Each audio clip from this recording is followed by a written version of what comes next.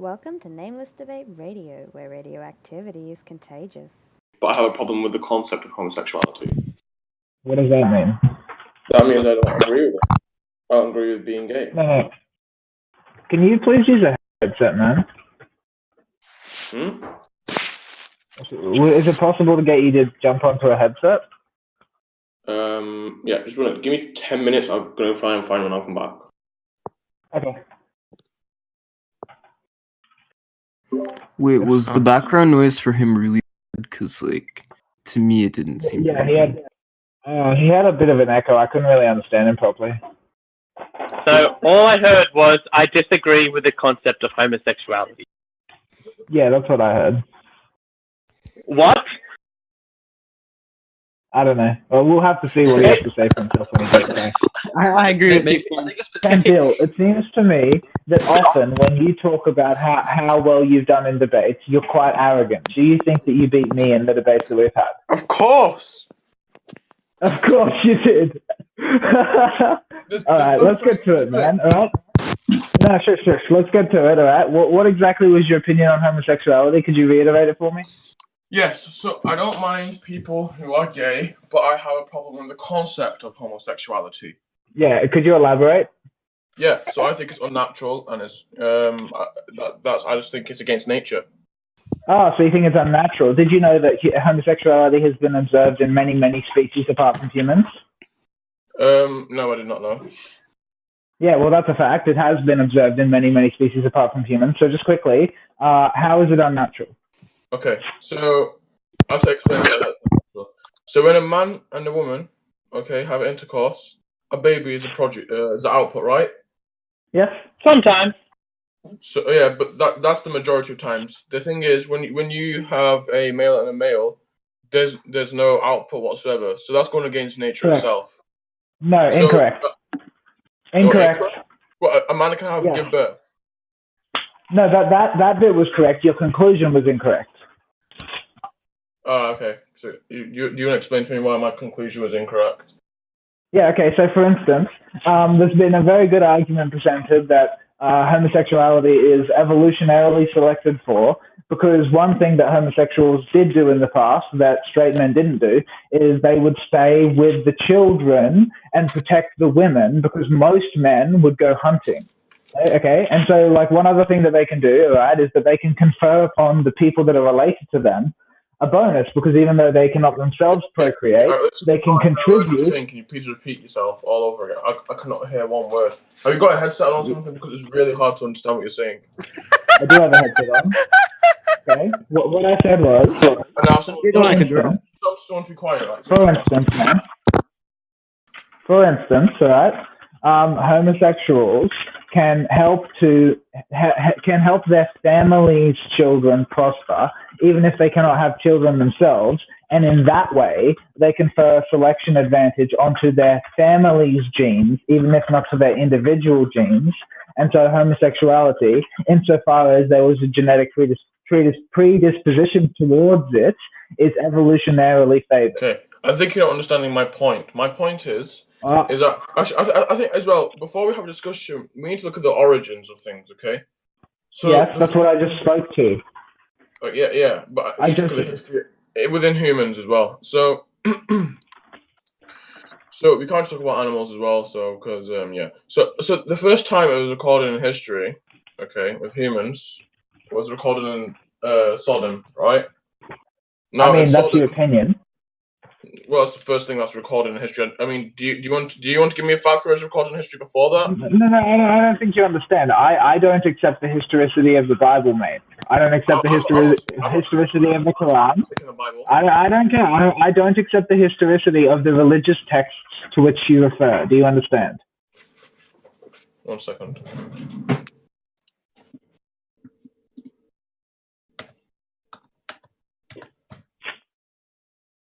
I'm just getting on my iMac, so I can just. Yeah. So 1 second. Okay. Yeah. So no. So in my personal opinion, from far as I know, the first time it was recorded in any book of where homosexuality originates from is in the city of Sodom. I don't think that I homosexuality know. You don't originated accept there, man. that. You do not accept that. Let me get you an article. Okay.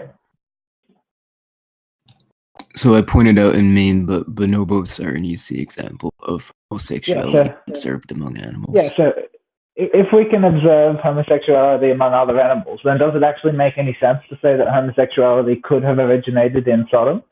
Right, like God created those animals long before Sodom, in your opinion. And if homosexuality exists among animals, then we can show that it but you does. gotta understand It doesn't really make sense. Animals have free will as well.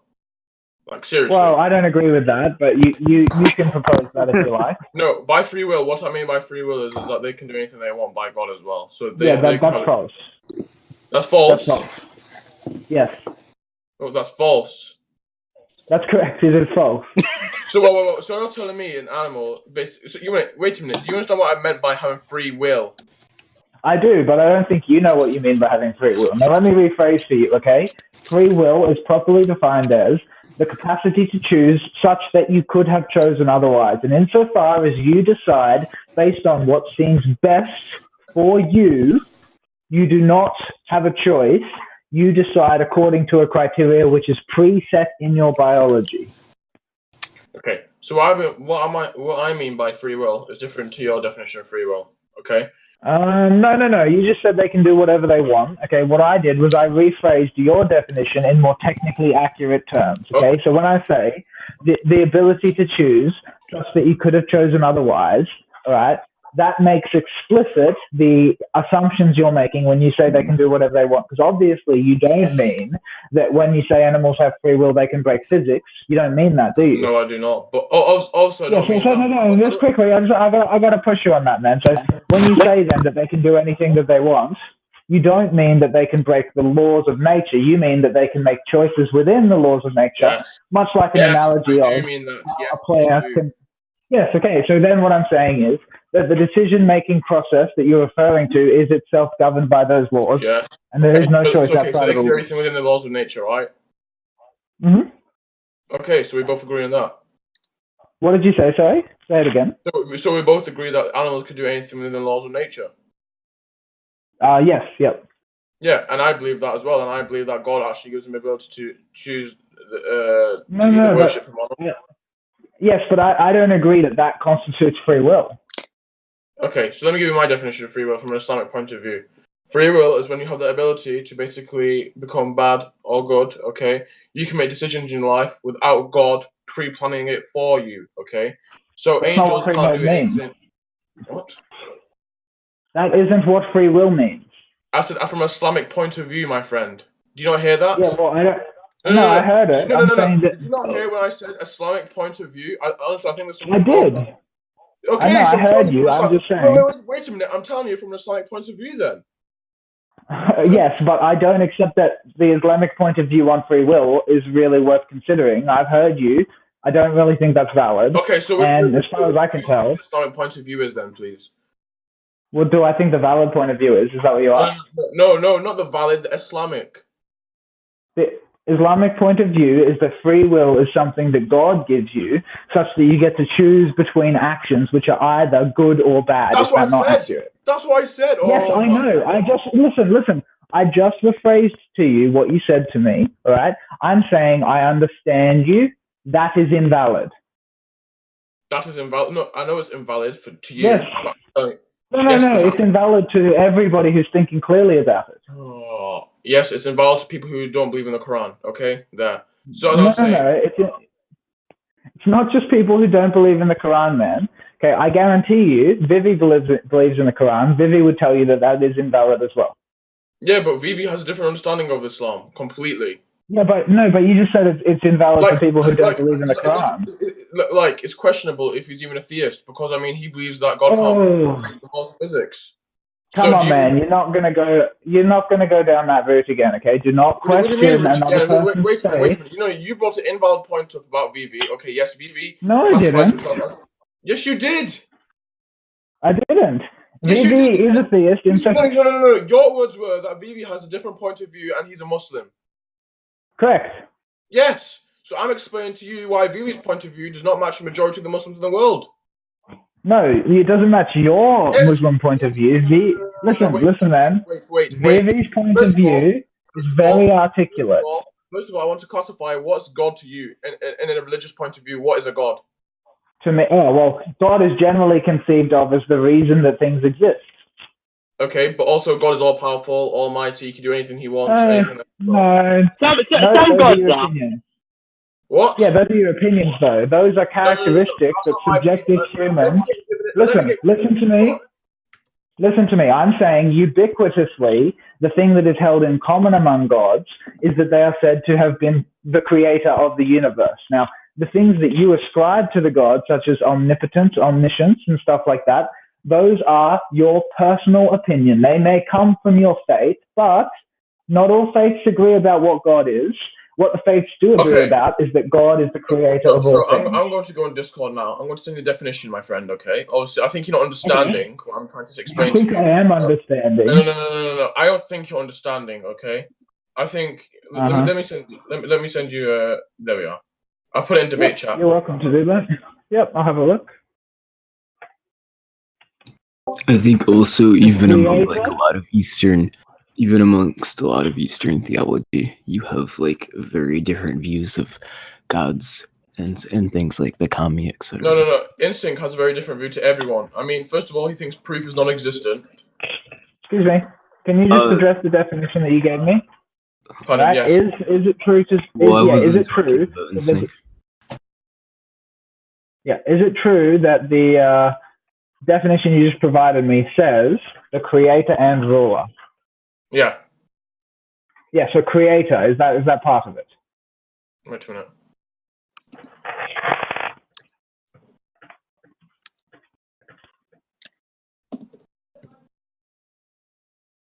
Okay, yeah. So you were saying yes. Yes. So you said okay, yes. So in Christianity and other monotheistic religions, the creator and ruler of the universe, okay? Yes. Who has all then you agree that creator. And also it says supreme being, my friend. I want to know, do you know what supreme means? The highest in the rank of authority, or the very great, or the greatest of the great. No, that's not what supreme means. Supreme means the first thing that you said. Yes. Okay? Supreme means the maximal in a specific aspect. No, let me send you what supreme means. There you are. That's what supreme means. Yeah. It doesn't seem like you read the definition that you posted before. Highest in rank or authority. Yes, I said the maximal in an aspect. Yes. Let me get some more. Yes, that's what that means. Listen, maximal means highest or most or biggest in magnitude. That's what maximal means. Okay, so when I say then the maximal in some aspect, that is equivalent to supreme. Okay. So first of all, the point is, listen, wait. I want you, okay, to please say what God is again from your point of view. Yeah, God is the person who. God is the force that is attributed the responsibility of the fact that there are things. Okay. Most people conceive of him as a creator. Is he everlasting? Not in my opinion. Sometimes. Okay, wait. I'm going to send you this once again. Okay. No, I don't think you understand. Wait. You have made a invalid error. Okay, so let me send you. Okay. So, I said not in my opinion. Wait. Look what it says. Okay. Look what it says. I've sent you it. Listen. Stop. Let me explain. The reason that I said that I don't believe that God is everlasting is, as far as I'm concerned, God is an anthropomorphic idea. It's not everlasting. When humans are dead, according to definition, according to your idea, yes. So is he everlasting then, according to? I don't think you're listening. Okay, God is to me an anthropomorphic idea. When there are no longer anthropomorphic beings, there will be no God. I'm saying look at the dictionary. What does it say there? Immortal. Yes. So you've actually made what? Where does it say immortal? Sorry, are you blind? Pretty sure it doesn't say that. It does. Look. It says the supreme being, divinity, immortal. Those are synonyms. Do you know? No, quick. What does synonym mean? Well, synonyms are like things that are in context with the word. No. To say again, what do synonyms mean? What do synonyms mean?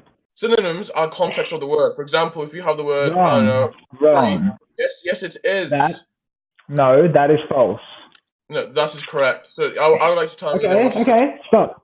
How about you Google the definition of synonym, since you seem to have a little penchant for Googling.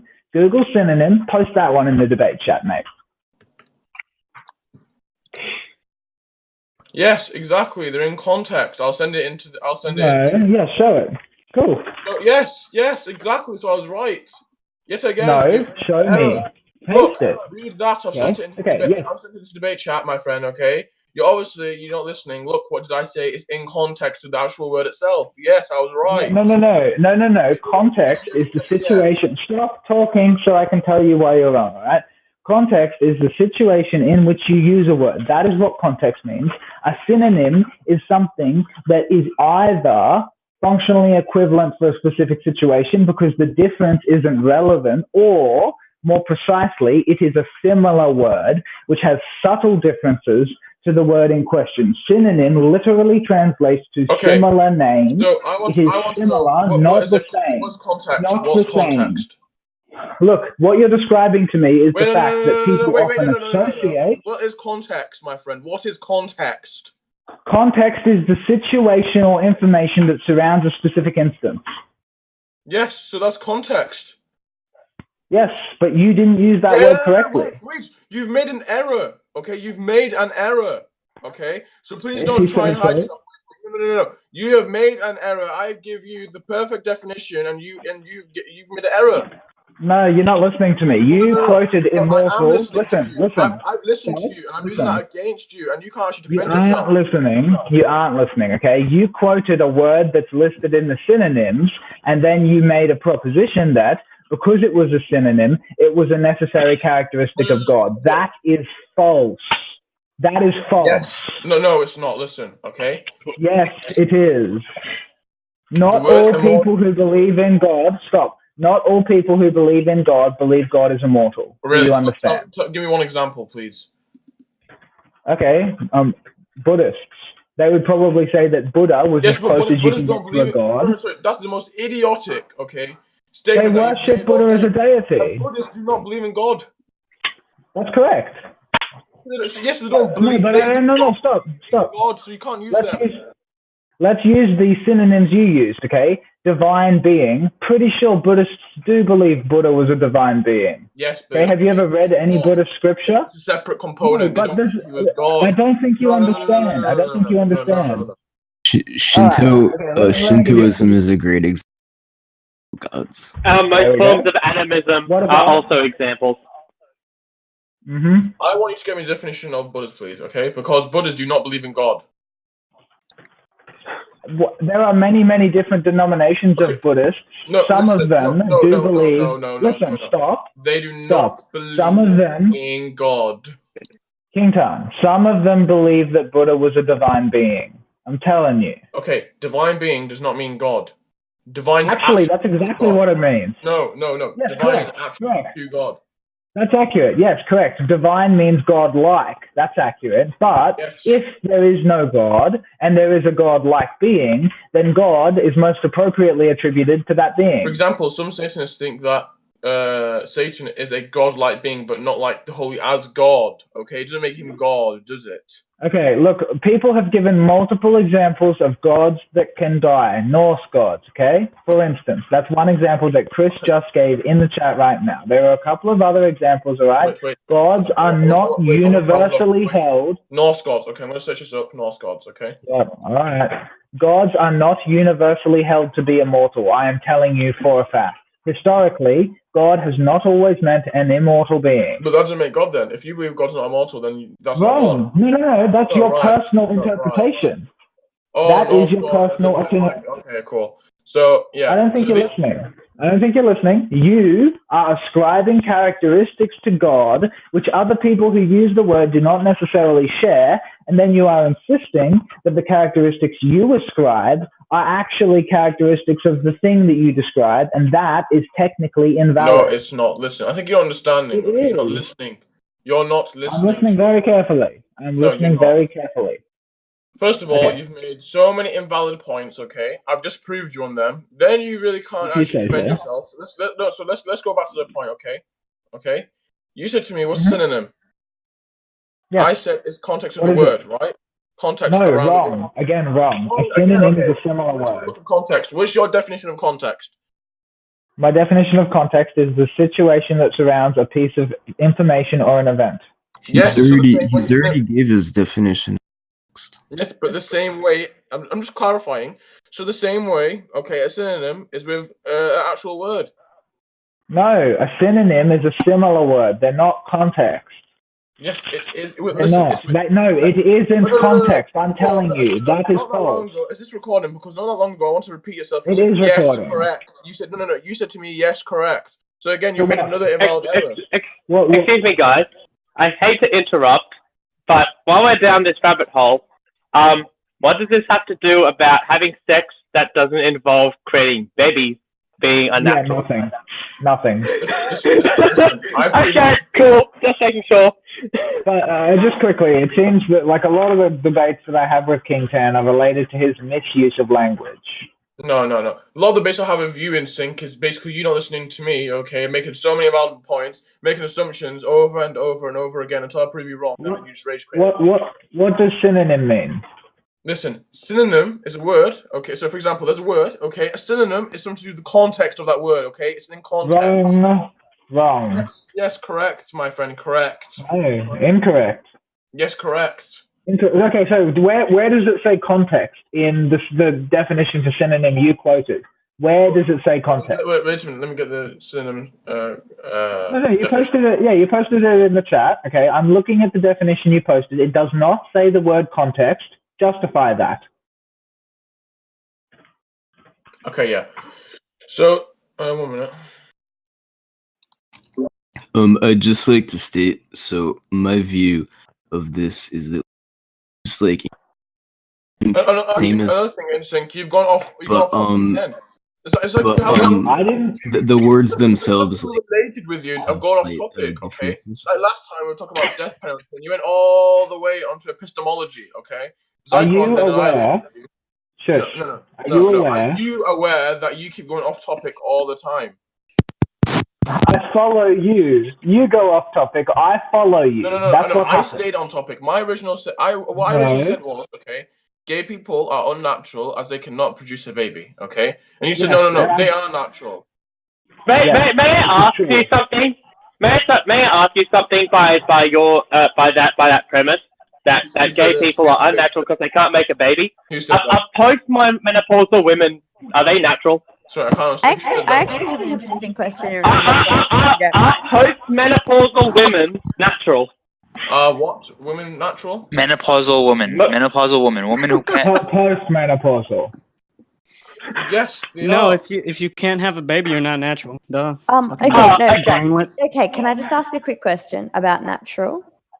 So how do you distinguish between the naturalness of an attraction and procreation with a woman and the naturalness and desire to procreate with a man if you are a man? Because both seem quite natural to me. Listen.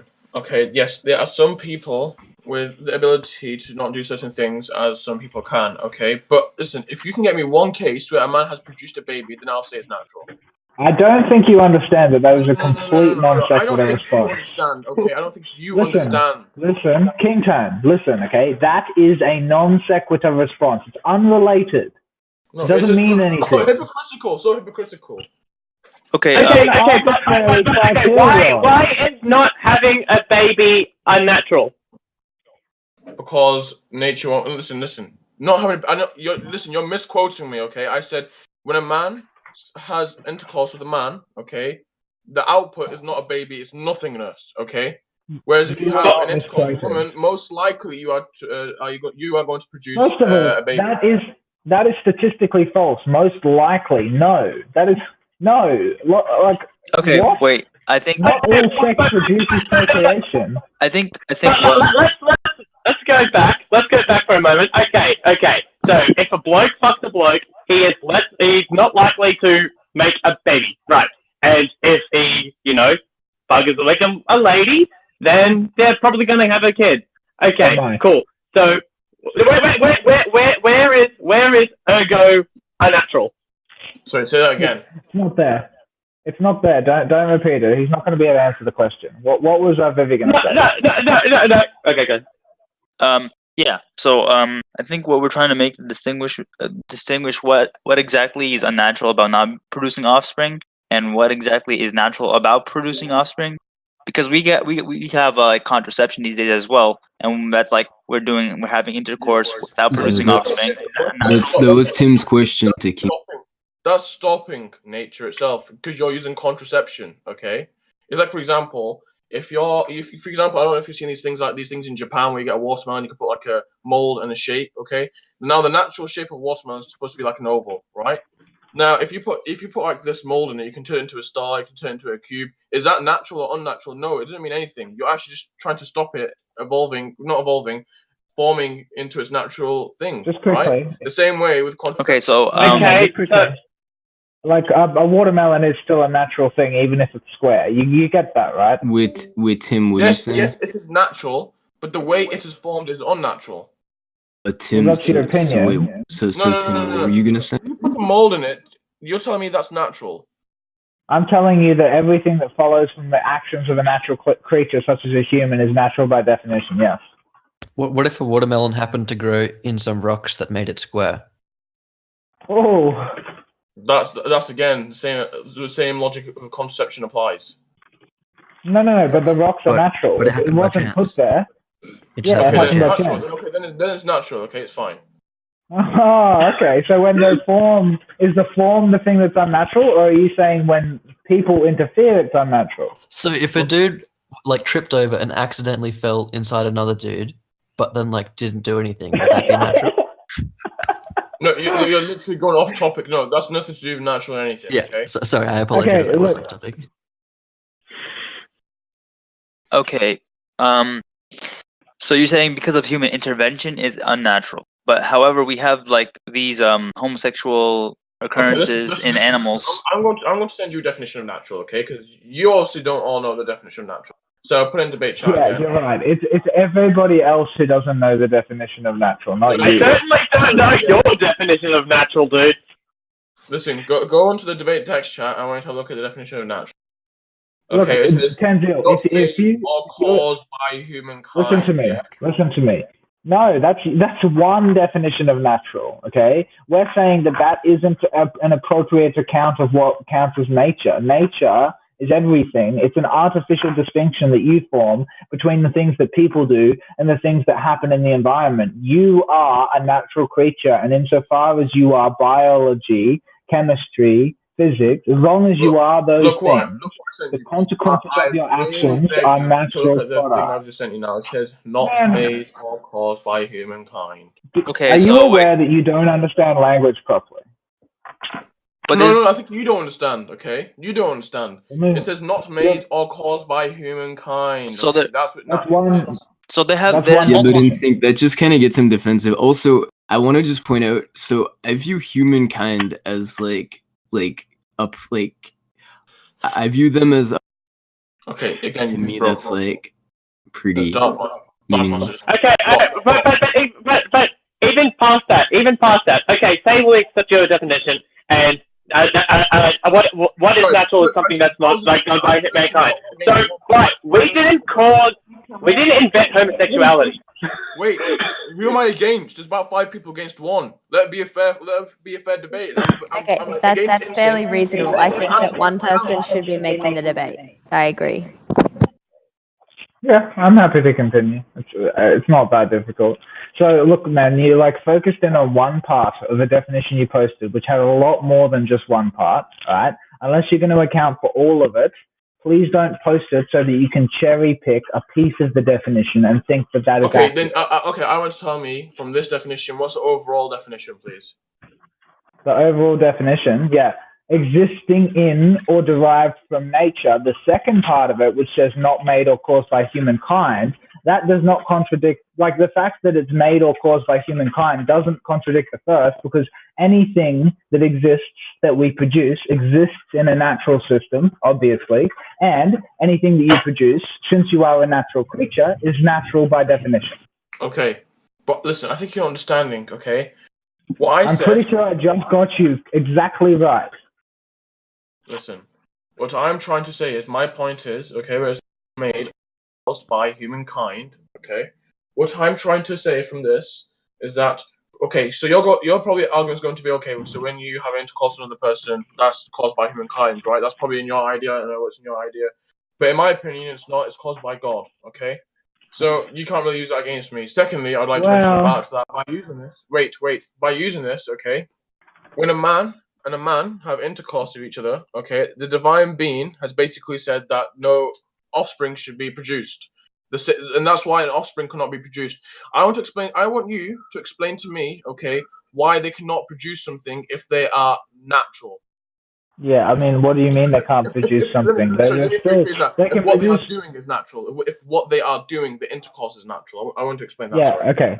Okay, so I think you don't understand. The point of life is not to produce life. It is to produce an evolutionary advantage.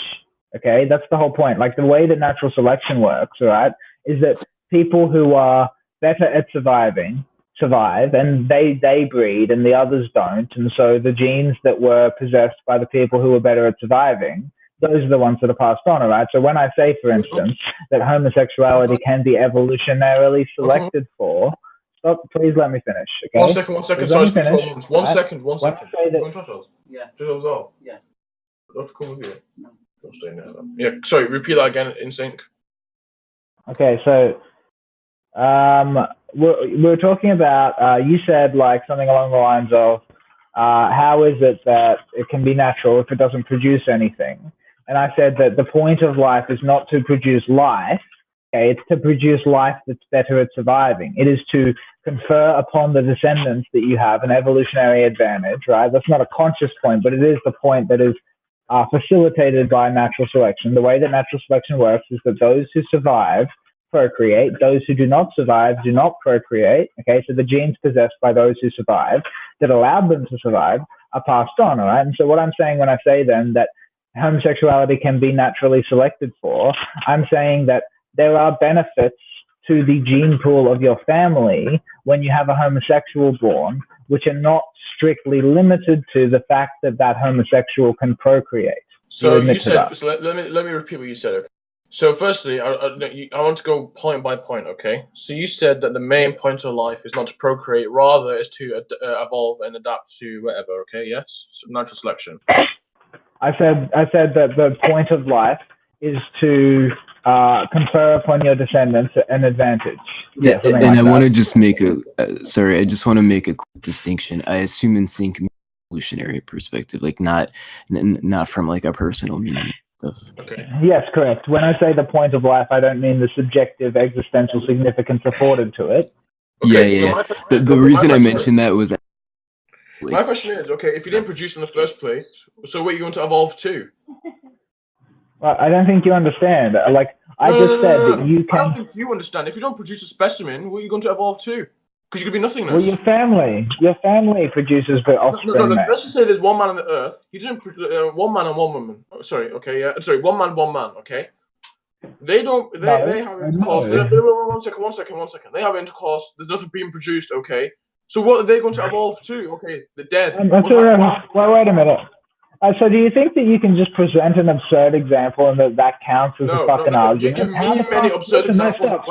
Stop. You give me absurd examples. Okay, I wasn't done. Contraception. I wasn't done talking, mate. Tanzil, I wasn't done talking, all right? What I was saying is, how the fuck did there end up being only 2 men? Why don't you explain that to me? Just for instance, let's just say there's a nuclear bomb that goes off. There's world destruction and only 2 people survive. Do you know how nuclear bombs work? There would be fallout. They wouldn't even be able to procreate even if there were women around because there'd be so many mistakes in the genetic code that you wouldn't produce a human. Okay, let's just say they're on Mars, or there's 2 people on Mars that go there, okay, doing science and shit. How did they get there? How'd they get there? What do you mean, how did they get there? There's a big project with NASA and Project Mars and stuff. I can send you the article right now. Okay, so you're saying that because if we sent 2 men to Mars, that those men couldn't establish a colony, thus homosexuality is unnatural. Is that your argument? Listen to me. Let's say, okay, that Earth's destroyed, and they're the only survivors of humanity. They can't produce. So what is there to evolve to? So again, there's no purpose of life. That is such a non sequitur. Are you saying that makes homosexuality unnatural? No. You said the main purpose of life, okay, is to not procreate. Rather, it is to evolve. Correct? Yes. Yes. So if you have no specimen, what have you got to? I just don't understand what you think you're doing here, man. That is such a non sequitur. My main point is procreating is the purpose of life. Okay, it's not. Procreate is the main purpose of life. But procreate is the main purpose of life. Okay, and I'm just proving that to you because if you have no specimen, what are you going to evolve to? I know you keep repeating that. It isn't a valid line of reasoning. Listen, don't cut me off. Don't cut me off. All right.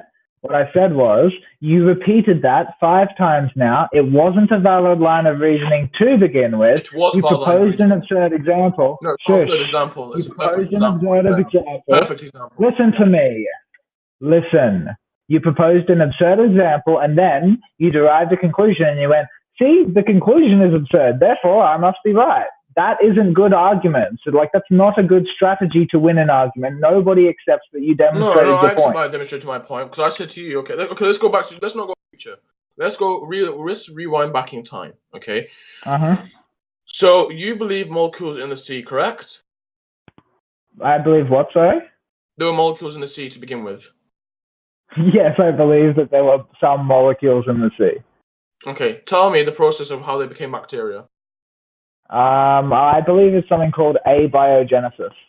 Okay, abiogenesis? Correct. Okay, so I want you to explain that to me, please. Yeah, it's the origin of life from non-life. So there were prebiotic chemistry. There was complicated loop systems that were self-referential, and then eventually those got complicated enough to actually become a self-replicating molecule, and that was the basis of life. Can I interject a little bit? Actually, we don't really know if that happened. That's a hypothesis. We have different hypotheses for that. We know that evolution happened. We know what happens. We know from a certain point what happened. But at that point, we really don't know what. That isn't the point. He asked me. Yes, I know we don't have any proof. I just said what I think the evidence suggests. Wait for me, please. Come back. Okay. No, but you should say scientists have hypothesized from it's a good hypothesis. It does hold some water, but look, man. It's not... If he wants to say, for instance, that's not fact, I will say correct. Okay. I don't have to provide that information from the get-go. I'm just telling you what I think is true. No, I just wanted to explain to anyone that doesn't know that. Okay. Thank you. That's fair enough. Yeah, thanks for your contribution. Did you want to continue, Tanzil? Well, he's away AFK at the moment. He has to talk to somebody. Okay. Fair enough. I'm back. Right, I'm back. So what was Theo's point? Oh, he was just clarifying something that I said. Okay, so what was you clarifying, Theo? He clarified that scientists don't know how life came from non-biotic life, and that the thing that I said was a hypothesis that we have not been able to prove. Okay. And I agreed to that. So you can't use that then. So tell me, how did molecules become bacteria? No, actually, I can tell you. You didn't ask me for proof. You asked me for an explanation, and I gave you one. Okay, you haven't given me an explanation. You gave me a false explanation. No, I gave you an explanation. No, it's not false. Wait a second. It's a the hypothesis that does hold some water. We don't know that that is for a fact. Okay, but it's one of the good explanations. I want to clarify something with you. Do you believe being gay is natural? I already said that at the start. Yes, obviously. That's why we can observe it in animals. I think you're born gay. What? Yes, you're born gay. Yes. 1 second. Yeah, so, okay, this is my point. If you're born gay, then nature must have done something wrong because nature can't produce babies between another man and another man. Yeah, Can I just ask a question here? Really quick? I want you to prove to me why being let me talk. It's supposed to be a one-on-one, all right? I actually explained that point earlier when I explained to you the evolutionary advantage that it is possible for a homosexual to confer upon their kin without directly procreating. Did you listen to No, that? I didn't. Sorry, can you say that again? Yeah, of course you didn't. All right, so I will say it again. So if there is a homosexual who contributes to the evolutionary survival of his family's genetics by helping to protect and provide for the young in his family, then by proxy, his genes are put forward. So What's the word? you basically believe in gay gene theory, right? What? Yeah, Yes, I believe that being gay is genetic. That's what you mean. You believe in the gay gene theory. Everything you've just said corresponds with gay gene theory, my friend. Stop. I'm saying if what you mean by gay gene theory is that being gay is genetic, yes, I believe that. Yeah, that is fake. No. Wait a second. What I interpreted? Unsold evidence. Hold on. We do have some scientific correlation between genetic composition and being and one's preference of being gay. No, we really don't. Okay. Not a preference. Can I interject? Can I interject? Could I just say this one thing? No, I mean, like, it's a when I said orientation, not a preference. Guys, let me elaborate on that. To let Go Tim ahead. speak for a moment. Yeah. Okay, I just want to say that not all genetic factors that you have are necessarily expressed. So somebody who could be who could be a heterosexual could have the determinant of homosexuality in them, but for whatever environmental reasons, those genetic factors were not expressed. So more dominant heterosexual expression was expressed. So you could have a kid who, with your own genetic makeup, has homosexuality from your own quote unquote homosexual biological determinant, but they weren't expressed to you. Yeah, like for example, I have a determinant for blue eyes, and I don't express blue eyes. Yeah, wait a second. I want to explain something pretty. Like what I thought that InSeek was saying was something that has some scientific backing to it. The fact that, like, the family who had one member who didn't reproduce but helped the other members of the family reproduce, basically lived another day. They got to reproduce better. But in the case of what he said right now, that has no scientific backing. It's literally hypothesis. It's instinct. My question from me to you is: so for the people who are born, straight, should I say, heterosexual, when later on in their lives, why do they find out that they're gay? What actually happens in their life? Explain that process to me, please. If really that natural, why do some people, quote unquote, turn gay? Because they were gay all along, and society conditions them to think that the way that they are isn't acceptable. So hey, I wasn't done. Listen, man, I wasn't done. Okay, being gay is both genetic and environmental. Okay, there are genetic determinants for being gay, and then listen to me. Listen, man. Listen, I'm gonna have to get a mediator to mute you while I'm speaking if you're gonna keep interrupting me. All right, nature and nurture both play a role, all right? And the fact that some people go their whole lives being quote unquote straight and then confess at the end of their life that they are gay means they were gay all along and afraid to admit it. And why is it really surprising that they were afraid to admit it, considering in your culture being gay is something that is shameful? Yeah, and I want to say something about that. I mean, it's both, right? No. You need to first. Just said culture. You just said culture. So again, you actually made another wrong statement, okay? And you said in your culture. Let's get it correct. In your religion, being wrong is gay, okay? Now can I explain something? Wait a second. For me to just interject a little bit, I just wanted to add to the fact that what you said is just a hypothesis with no scientific backing. We know the one that you can be born as such. No, that's not true. There is scientific backing. There's no proof as such, but there is evidence that no. The evidence could be non-existent. Proof is non-existent according to InSeek. Can I wait a second? Okay, something.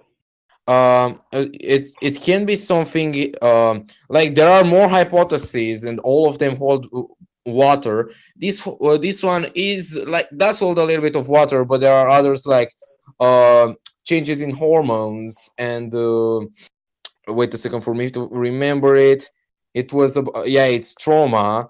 Those two are hold a little bit more water than yours. No, So if you were to go for like the most likely hypothesis, you'd probably go for one of the two. That's actually not true, because you're presenting a dichotomy, which is either it's genetic or it is environmental. I'm saying it's both. Obviously, there are genetic determinants. We have evidence for that. And then the genetic determinants are expressed depending on your environment, which is something else that we know to be true. Here I don't think it's like this, but from what you said, I remembered, I've heard about even sociopathy and things like that, like the genes and the mutation that makes someone a sociopath, and even the brain structure cannot even take place if it's not a very high amount of trauma, you know. And you can be literally act normally, have feelings, things like that, until you get a trauma, or you can never have any kind of trauma and be a normal person for the entirety of your life. Yes. So yeah, I've heard something similar. I don't know. I don't know if the same things happen with gay people. Quickly. But like, do you think that what you just said contradicted what I said? No, I just said something that sounded like what you said, but I didn't say that thing. No, but I said that I don't know that if this thing also happens to gay people. We don't have proof for that, because we haven't ever found a gay brain structure. We have found just a sociopath brain structure. Look, I'm not disagreeing with you, but we do know that there are determinants in genetics for being gay that are not necessarily expressed. You described in sociopathy the same thing that I'm saying is true for gay, and then you're saying, well, we haven't found the neurological determinants that would make someone gay. And like, I agree with you, but that doesn't mean that sexuality isn't determined neurologically. It is. And neurology is determined by both your genetic information and the things that happen to you. For instance, trauma. It's exactly the same process. The way that your genes express themselves are the same for every single part of who you are. Right? There's no difference between sociopathy and sexuality. They're just different parts of your psychology. Right? Obviously, there is like a superficial distinction in the sense that they're different things, but like they're still psychology fundamentally. Even I don't say that I agree with you. I don't. But even if we go with your hypothesis, it still doesn't explain if it's normal. Like psychopathy is natural. It is. The question is not. The question is not whether or not it's normal, it's whether or not it's natural, and they're very, very different words. No, wait a second. Normal? Then I might use the word healthy for society. Like, if sociopaths, don't have feelings, and some of them, a chunk of them, commit things that also traumatize other people and may turn them into sociopaths. So maybe we shouldn't encourage that behavior, and we should let them exist, but just to do their things in private in order to not influence like other people. No, I don't think that makes sense. Okay, you can't be a sociopath just because of your environment. You have to have genetic determinants involved. Of course. And what if the traumatized? No. Wait a second. Like when you say what if someone has the genetic predisposition for it, but didn't have the trauma, didn't have the environmental factors, and other sociopaths can commit crimes that may add to the trauma, like that. Yes, but I don't understand how that's relevant, because the environment can be very traumatic as well. Are you suggesting we segregate them from the environment somehow? Inshallah. In the case, no, but here, from what I've heard, a lot of them go. Wait a second for me to think a little bit better. From what I've heard about not sociopathy, the other behavior is that usually the hormonal explanation holds a little bit more water, although even the trauma and the gene explanation can work. Usually the trauma is included as is referred to as sexual trauma, or even abuse related to things like that, So such things usually don't happen. And we also have seen, especially in lesbian relationships, that the abuse rate is colossal. Look, probably such things shouldn't be encouraged that much. I don't agree with you, and I don't actually see how the last bit of your statement was related. Even if that statistic is accurate, and I haven't had the chance to check it, it's not related to the other thing you said. You seem to be presenting the different explanations as mutually exclusive options, and I'm saying that they are not mutually exclusive, that it is both nature and nurture. Okay, so when you say, for instance, the hormone explanation, the genetic explanation, all right, and you say these things as if they're different, you have to understand that the way that your hormones act is based on your genetics and then your environment, and everything about you is based on those two factors, all right? So when you present multiple explanations and imply that there is some dichotomy between them, I don't accept they could go together, but they could go separated. Like, you need to accept the fact that it could be just nature or just nurture. It can be the same thing. Some things are just nature, and some things are just nurture. I don't think you understand. I'm saying that there is no difference between nurture and nature. There's no difference. Nurture is yes, that's correct. Nurture is how other natural creatures act and how the environment is to you, which are both natural things. That's what your experiences of quote unquote nurture through nature come off nature. No, but through nature, you say nature or nurture, usually referring to how he was born, like genes and things like that. And nurture is not what nature means. No. That's how usually people refer. It's used differently in this. Yet again. Yes, but I'm saying that the way that it's used differently here forms an artificial distinction between two concepts that are both natural. So can you please have a look at the sorry, I've sent in the wrong one. Sorry. Can you please have a look at the debate text chat? Wait, no. I'm going to refer to nature. Nature is your nurture. I'm going to refer like things that happen outside the body, and in nature I'm going to refer to things that happen inside the body, and like that we won't have any kind of. Do you understand though that the environment outside the body is natural by definition? Yes, but but then I'm going to say the body and the environment. Yeah, just say the body and the environment. Some things are environmental, and some things are out of the body. Yes, but like the body is environmental. Yeah, exactly. You get the fucking idea, dude. Like I'm referring to. No, I don't. Listen, man. I fundamentally disagree with what you're saying. I don't agree that there's a distinction between the body and the environment. The body is a product of the environment. There is no distinction. Okay, genes and the environment. Genes and the environment. Genes are also part of.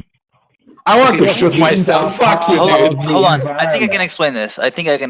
So I think what you're trying to say is nurture. Things that come about from nurture are things that can change, that you are not necessarily in control of, and things that come from nature are just part of you, integrated part of you, and you can never remove them. Is that what you're trying to say? Of course. That's what I'm trying to say, but I'm very bad at explaining it, obviously.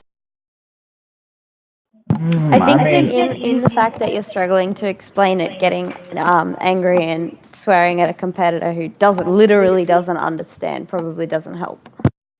No, I was swearing at another guy because he was joking around. Unoriginal. Wait, Sayo. Oh, you didn't mean NSYNC? Wait, unoriginal. You got to understand from his perspective. He's getting upset and angry, okay? Because I mean, hey King, I was kind of trying to mediate. I'm trying to mediate with Psycho. I thought he meant it towards NSYNC, and if he didn't, then it doesn't really matter. Okay. Now BRB for like some seconds. My phone battery is dying, and I'm going to go on my laptop. Okay, so just quickly, I want to check with Vivi. Vivi, what do you think he said? I think he was trying to make the distinction between nature and nurture, and because there was the important component that I think he attributed to nature and nurture. And that being that nurture are things that are subject to change, that you can later on in your life influence and make a different decision based on other environmental factors. While as nature, did I say nature twice or did I say nurture? You were talking about nurture the first time. Yes, so nature being things that are essentially part of you, some things that you can't change, things like genetics. Yeah, I think I do think that that's what he said. Sorry, could you continue? Yeah, and I just think he's trying to say that being homosexual. I think this is important to him, that it's more of a choice. That means like not necessarily a choice, but it's something that can change. It's something that you can. Okay, so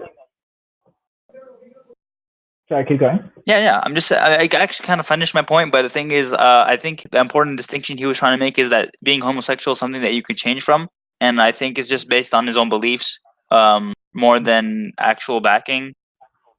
Yeah. So, like, he presented the dichotomy between the body and its environment.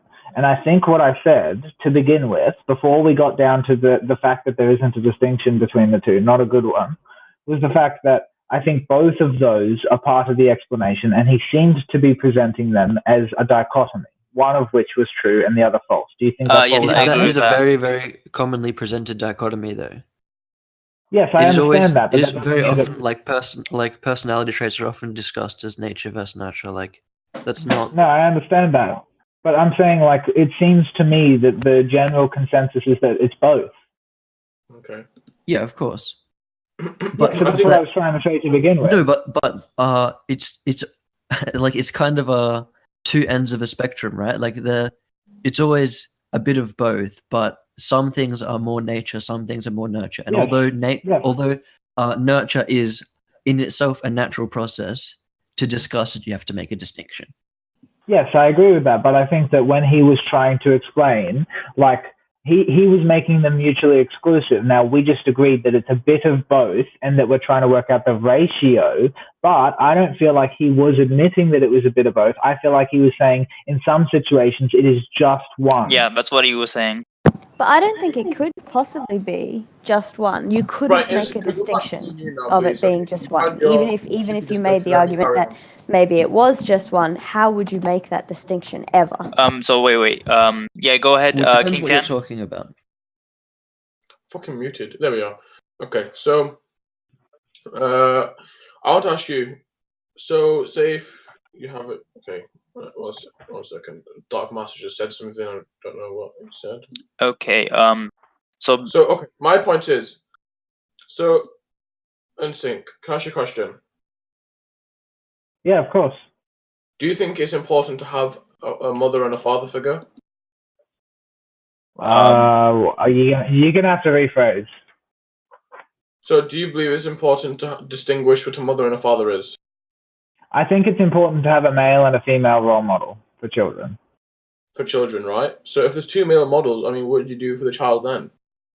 Well, your child's not actually isolated from the rest of society. They can look for female role models elsewhere. Okay, that's still a problem though, because I mean, they'll never experience that motherly. No, that's not true. They can have maternal experiences with other females. They could have a grandmother, for instance, or an aunt, or a sister, etc. Okay. So, your point is that they can have an aunt or a sister, but they don't need a mother, right? No, that's not what I said. Not at all.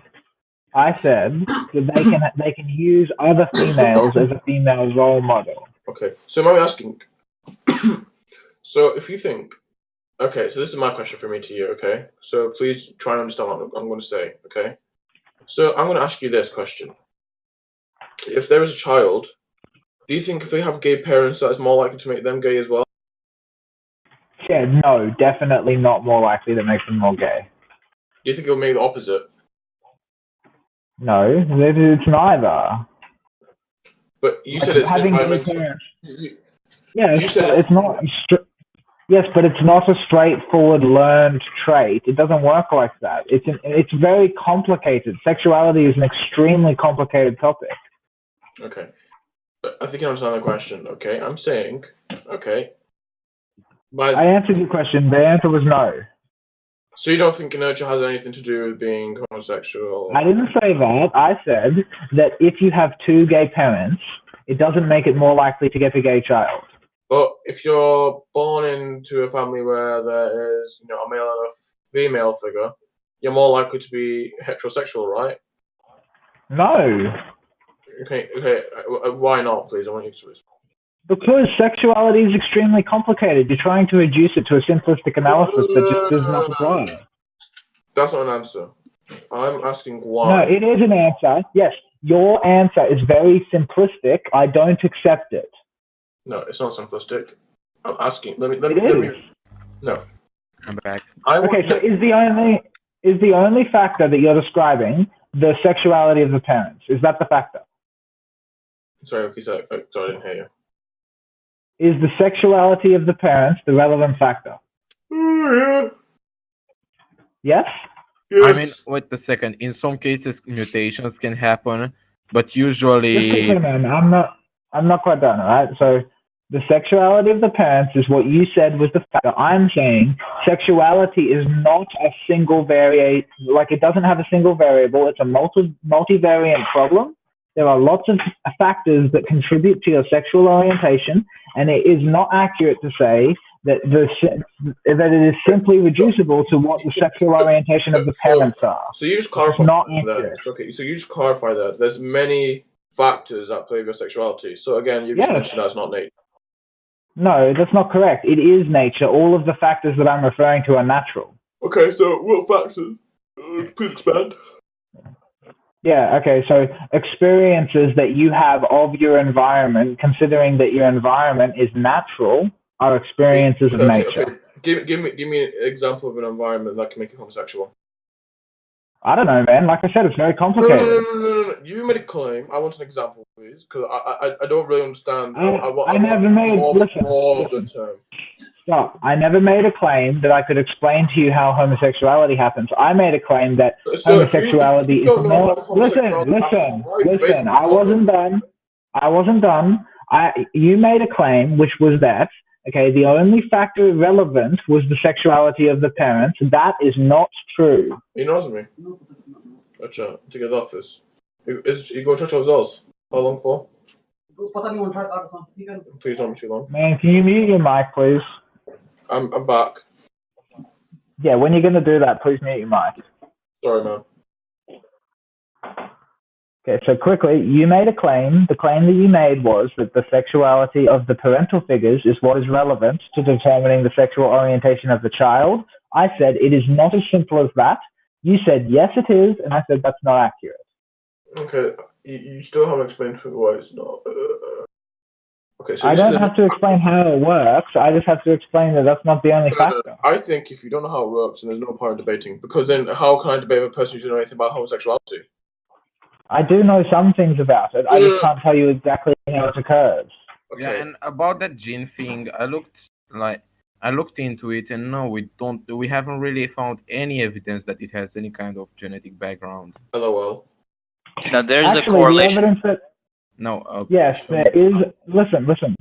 The evidence that it has a genetic background is that everything that comes out of your biology has to come somehow from your genes. It cannot just be based on your nurture. No, okay? Because wrong. anything that listen, any way that you psychologically adapt to any stimulus is based on the psychology you have, which follows from your genetic code. Okay, dude. Okay. If I don't know if at the start of every sentence I say okay or dude or hello. It's okay, no problem. Does that have a genetic background because it's a behavior? That behaviors all have genetic backgrounds. And so if how? It's nonsensical. Some things are purely environmental. Like okay, if I say I love Lord Jesus Christ, do I have a gene inside my body that tells me to say I love Lord Jesus Christ? That's a straw man. Okay, what I said was that any behavior exhibited by your psychology. I'm not done. Shush. I gotta go 1 second. I gotta go. Shush. I don't want to have to get muted, man. All right. Any behavior exhibited by your psychology. Any behavior exhibited by your psychology has its basis in the genetic code that underlies your psychological makeup. I disagree. No. Well, you'd be wrong. You would be wrong. Are you saying, wait a second? Well, listen to are this. You saying that literally the same thing? I'm going to give you some examples. We happen to know the way that you develop psychologically is based on your genetic code. Are you denying that? I'm saying not depending from issue to issue. Like you can get traumatized. No. Listen, I know you can get traumatized, but the only way you can be traumatized is if you have psychology to begin with. Isn't that accurate? No. The okay, way we react so then to trauma explain to is me. usually, yeah. No, stop. How do you react to anything if you don't have a personality? No, I'm saying, yeah, there are some things that are influenced by genes in psychology, but not all things in psychology are influenced by genes. I'm not listening carefully to me, man. Aren't. And I'm You're saying not that listening what you're carefully to me. describing... Wait a second, stop interrupting me. The connection is indirect. And what you're describing, I'm saying that it isn't one of the things that are influenced by genes. I don't think you understand. There is no such thing as something that is only influenced by the environment. Okay, there isn't such a thing. All things that you respond to are dictated in some way at the most fundamental level by your genetic code. Because you're a biological creature, every single time you react to any stimulus, your genes are involved. Not really. Yes, really. That's okay. I would disagree with the statement that they're involved, but to say they have that to be involved. They are the basis. No, but it depends what you mean by involved. Like I'm talking like direct involvement. They're related somehow. No, they're related somehow. In the chain, it's definitely in the chain like of events, but that's what it's not directly means. involved in the interaction itself. Yes, but I don't disagree with that. Like, involved just means relating to the thing. It means participating somehow.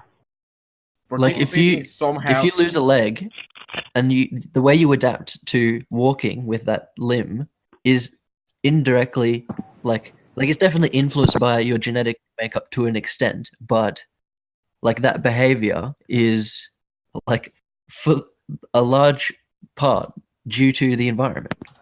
But the idea is that you can't separate the genetic impact. Yeah, it is inseparable. You can't say it's just purely environmental. In any case, you couldn't say that. And so, no, I'm not saying that it's pure. Wait a second.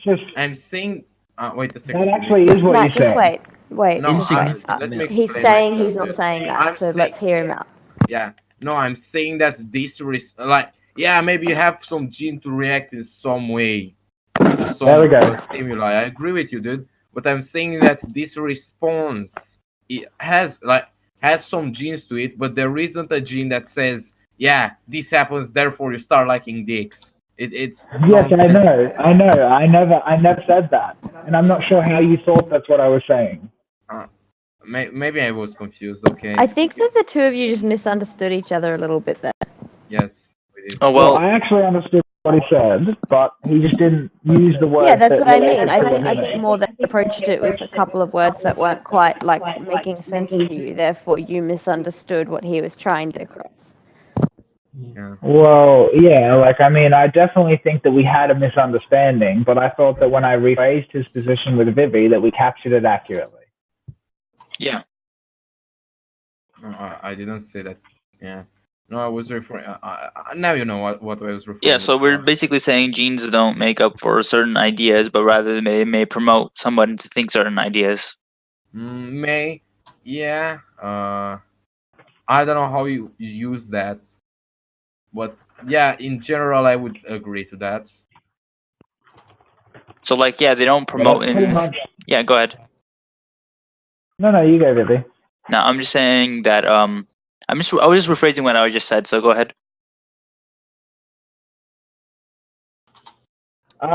Basically, I just think that Psycho misunderstood what I was saying to begin with. What I was saying was that genes are necessarily involved. Even if genes do not cause you to develop a specific behavior, the fact that you develop the behavior is always involving the fact that you have a body that's informing your decisions. Like any behavior that you develop with the body has to be based off your genes, even if the conclusion itself does not follow necessarily from the genes and is in fact a combination of genes in the environment. And I feel like when I said that, there isn't when we identified, for instance, that I think that it's both genes and your environment. I feel like Psycho actually said that he thought that it was, in some situations, purely the environment, and I think that is technically invalid. I think what like there is definitely a point at which the extent at which the genes are directly involving a change in behavior or thought, like the effect of the genes directly on that change can be so small that it can be like basically significant. I guess my question though is that who used the word direct? I never said direct. No, but in the discussion of nature versus nurture, that is what. No, but the point is that if you read books because your parents like taught you to read books, like that is going to have a much bigger effect. Like even if you have a genetic predisposition to be good at reading books, if you're in an environment with no books, like you're not going to develop that behavior. There are there's always a cross sort of thing between them, but some factors are so significant that the other one is irrelevant. No, not true. Okay, they're not ever irrelevant. In a practical sense. In a practical sense. No. You can say that, but I don't agree. I think that they are technically for the discussion of nature versus nurture. When you acknowledge that nurture is also a natural process, like you are making a distinction for a reason. Yes, but he didn't acknowledge that. And the fact is that you injected the word directly to explain the fact that when I said that the genes were involved, you said, they're not directly involved. I don't think that directly was implied by what I said. I know, but it wasn't implied. Directly was not implied. So I don't really see how I'm responsible for the fact that he misunderstood me. No, but that framework is sort of implied by the topic. I don't think what NSYNC said is incorrect. It's not. But I do think it's not incorrect. There is I think a miscommunication still going on. So I think both can agree. We're both agreeing that genes don't directly. Again, I'm going to use the word directly. Give rise to certain ideologies or ideas, right? Yes. But I think we can also all agree that certain genes set the framework for certain ideas to better be nested based on their environmental factors. Yeah. I mean, so further than that, I agree. But you have more. Wait a second. You're more genetically predisposed to have, let's say, a better spatial reasoning or something like that. Therefore, you're better at geometry. Let's say. No, that is what Vivi's saying. Further than that, though, what I was saying is that insofar as you adapt any behavior, that behavior is based off the fact that you are a biological creature who can receive stimulus and react. Okay, so you can't separate the biological genetic basis of the fact that you can react from the reaction. It is not accurate to do so. No, but I'm here. Wait a second. Can you repeat your point? I think I misheard something. Okay. I said that in order to react to any stimulus, you have to have biology, and the biology is genetic at its basis. Therefore, you cannot ever discount that genetic basis insofar as you're talking about a reaction you develop to the environment, because the only way that you're capable of developing a reaction is that your genes are there to begin with. Sure, but it could be a reaction that literally everyone has, or it could be like a chance. Yeah, you get abused. Let's say we have a 5% chance to act like this. You have a 5% chance to act like this, and things like that.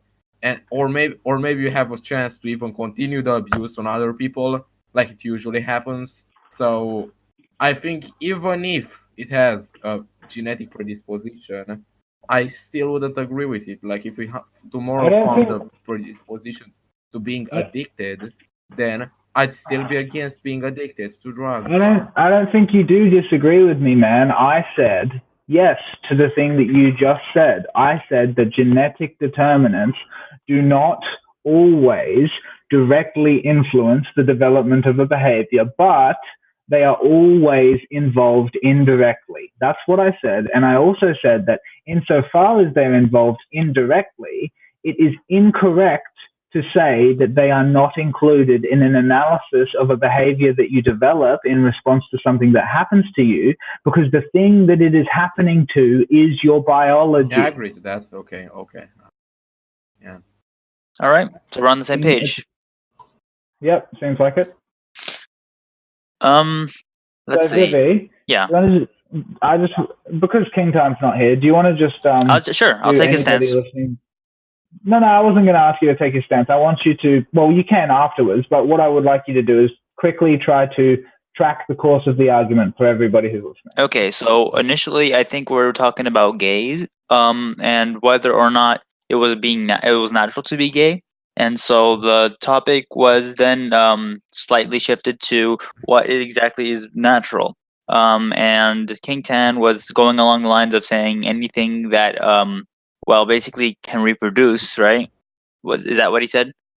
If you can reproduce, it's going to be natural, and if you can't, then it's unnatural. And Insync deferred to that, and he said that our purpose is not to reproduce, but rather to have a healthier gene pool to basically develop better genes. And they went about that for quite a bit. And then the topic shifted again, and we went to discussing how much of nature versus nurture is taking part in determining whether somebody is gay or not. And that's what we almost came to at the moment. Because like we were discussing nature and nurture, and some people differed. King Tan was suggesting it's entirely nurture, and Insync said it was both. And then Psycho stepped in and said there are some factors that are just purely nurture, and some things are purely nature. But I think that's not exactly what he meant. So they went about that. Yes, exactly. So they went about that a couple times, back and forth, until they came to the same conclusion, and that's where we are here now. Yeah. About that, wait a second. I don't even care about like the natural argument. If something is natural, it doesn't even mean that it's good. Like, wait a second for me to give examples. Yeah, that's fair. Murdering is natural. Killing your enemy's babies is natural. Killing other people from your colony's babies in order for them to focus on your baby is natural. I don't know. In animals such as dogs, if you're too young, it's pretty natural to eat your babies. So we just that goes along the lines of arguing what is good and what is not, and that's all entirely subjective. Yeah, this is going to be I don't really think that I disagreed with any of that, Psycho. I don't think that things that are natural are inherently good. Yeah. Nothing is inherently good or bad. Morals are subjective.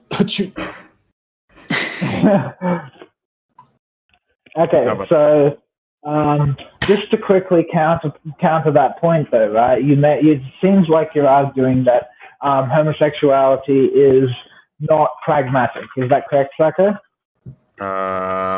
Wait a second. Can you explain it a little bit more? Yeah, pragmatic is a hard word, to be honest. I didn't even know that a week ago. So you want to use maybe the word ideal, or it's not useful. Are you saying homosexuality isn't useful?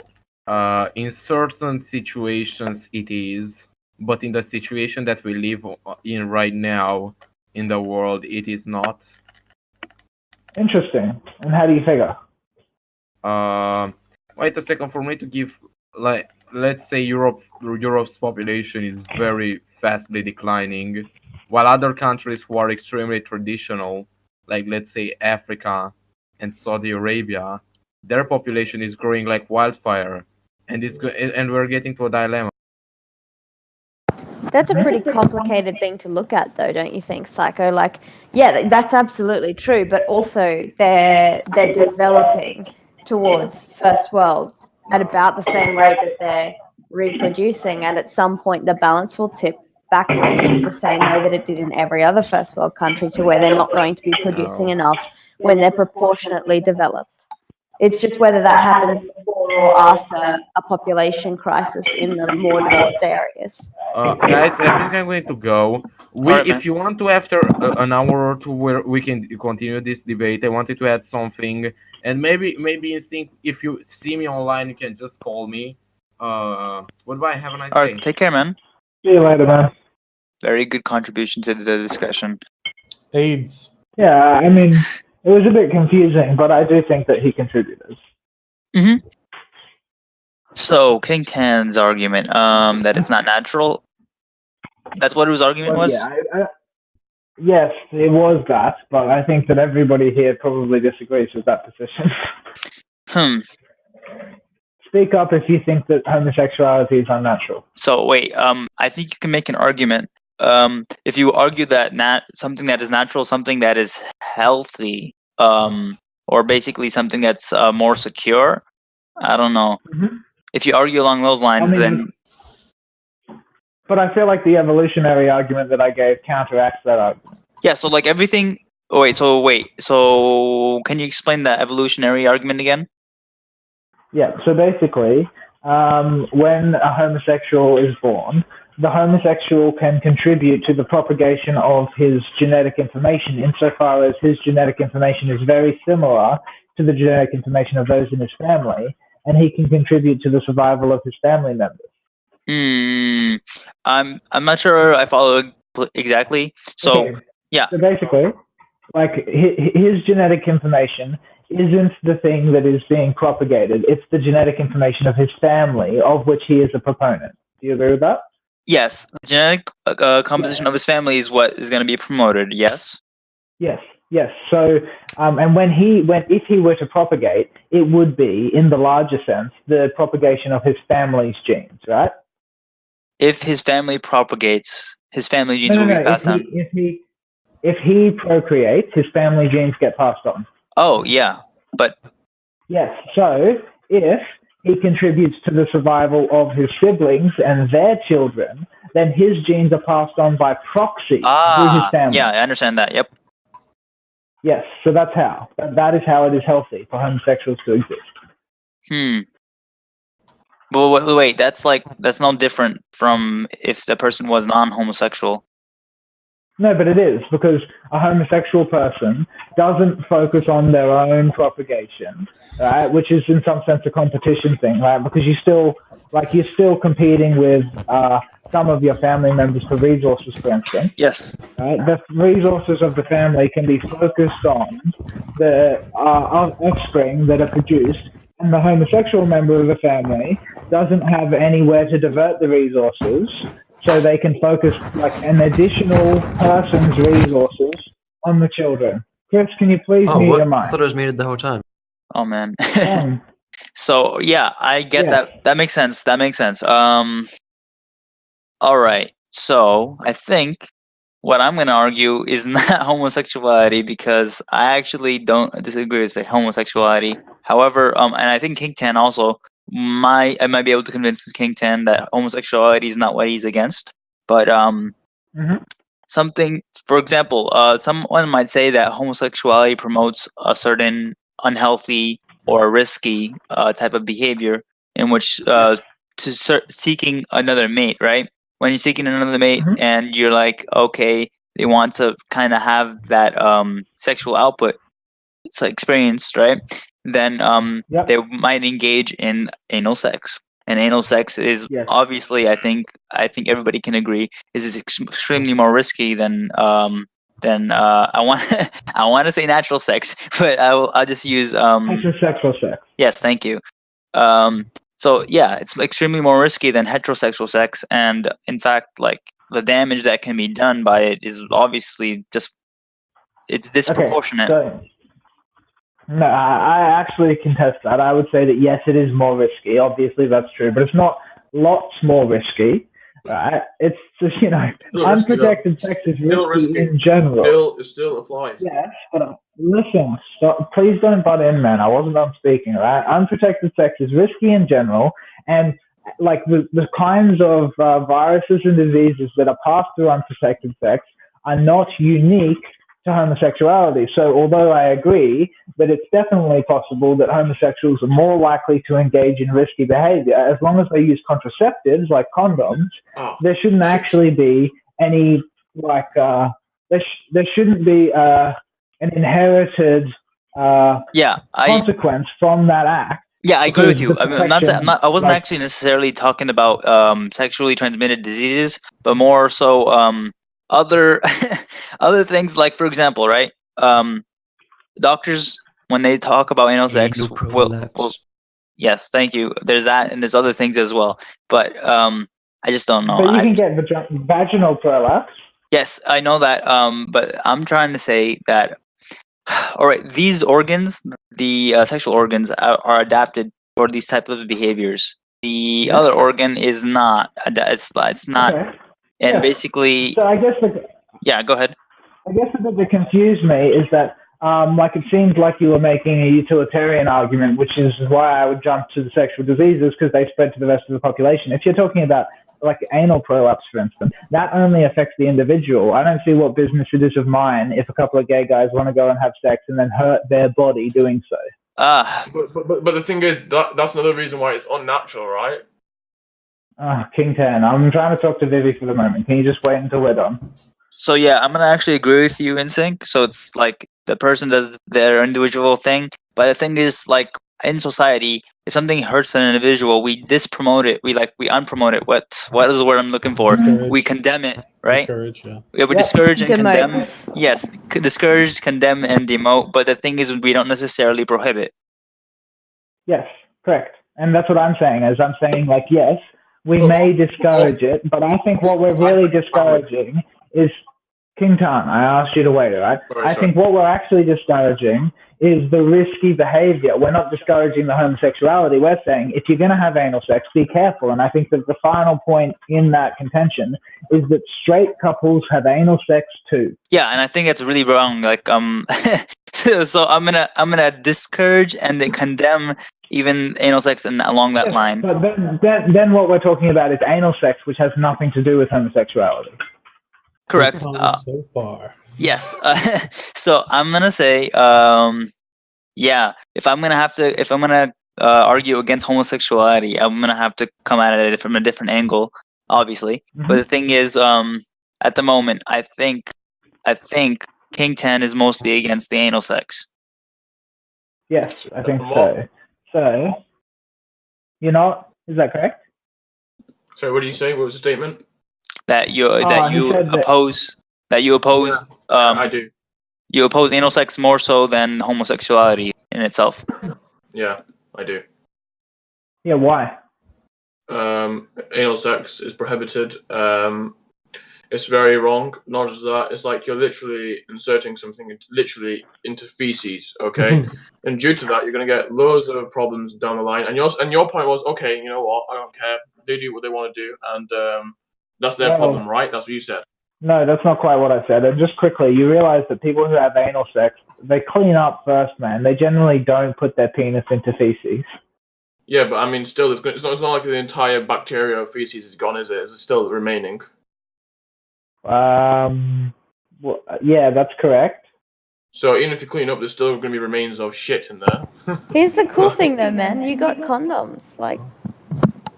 Yeah. Yep, that's what protection is for. I prefer no condoms just because it's natural. Yeah. So does Chris, man. So does Chris. Fucking people up the ass. Fucking roasted Chris. You just got annihilated. Yeah. All right. So, yeah, I mean, condoms destroy the environment, so. That's a fair call. Well, I'm gonna just say, first of all, I'm gonna say that lube will be required if you want it. If you don't want, yes. I prefer to use shit. Never mind. Let me stop. Look, but the fact that you have to use lube, the fact that you have to use condoms and everything, that makes it even more unnatural, right? Because you're. Yeah, I would actually agree with that. You don't have to use lube, just to be clear. No, but. Just I agree with that point. It does make it more unnatural in the sense that we're using man-made products. Yeah, exactly. Thank you. But that doesn't make it unnatural. It makes it more unnatural. Do you understand the difference? Yeah. I mean. Yeah, we added the extra step. Sorry. I mean, the fact is, right, though, if you have sex, we're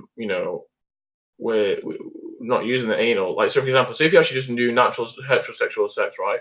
You're like I just said before. Let's just use the term heterosexual sex. Yeah. So if you're going to do heterosexual sex, you're more likely going to produce an offspring. Whereas if you have anal sex, it's literally no offspring. It's harmful to yourself. Like all these factors are in there. And I mean, what was the point of yours again? Saying, "Oh, I don't actually mind what they do." It's like what they do behind closed doors is basically there. I'm paraphrasing. That's what you said, right? What is it? No, that's not what I said. No, not at all.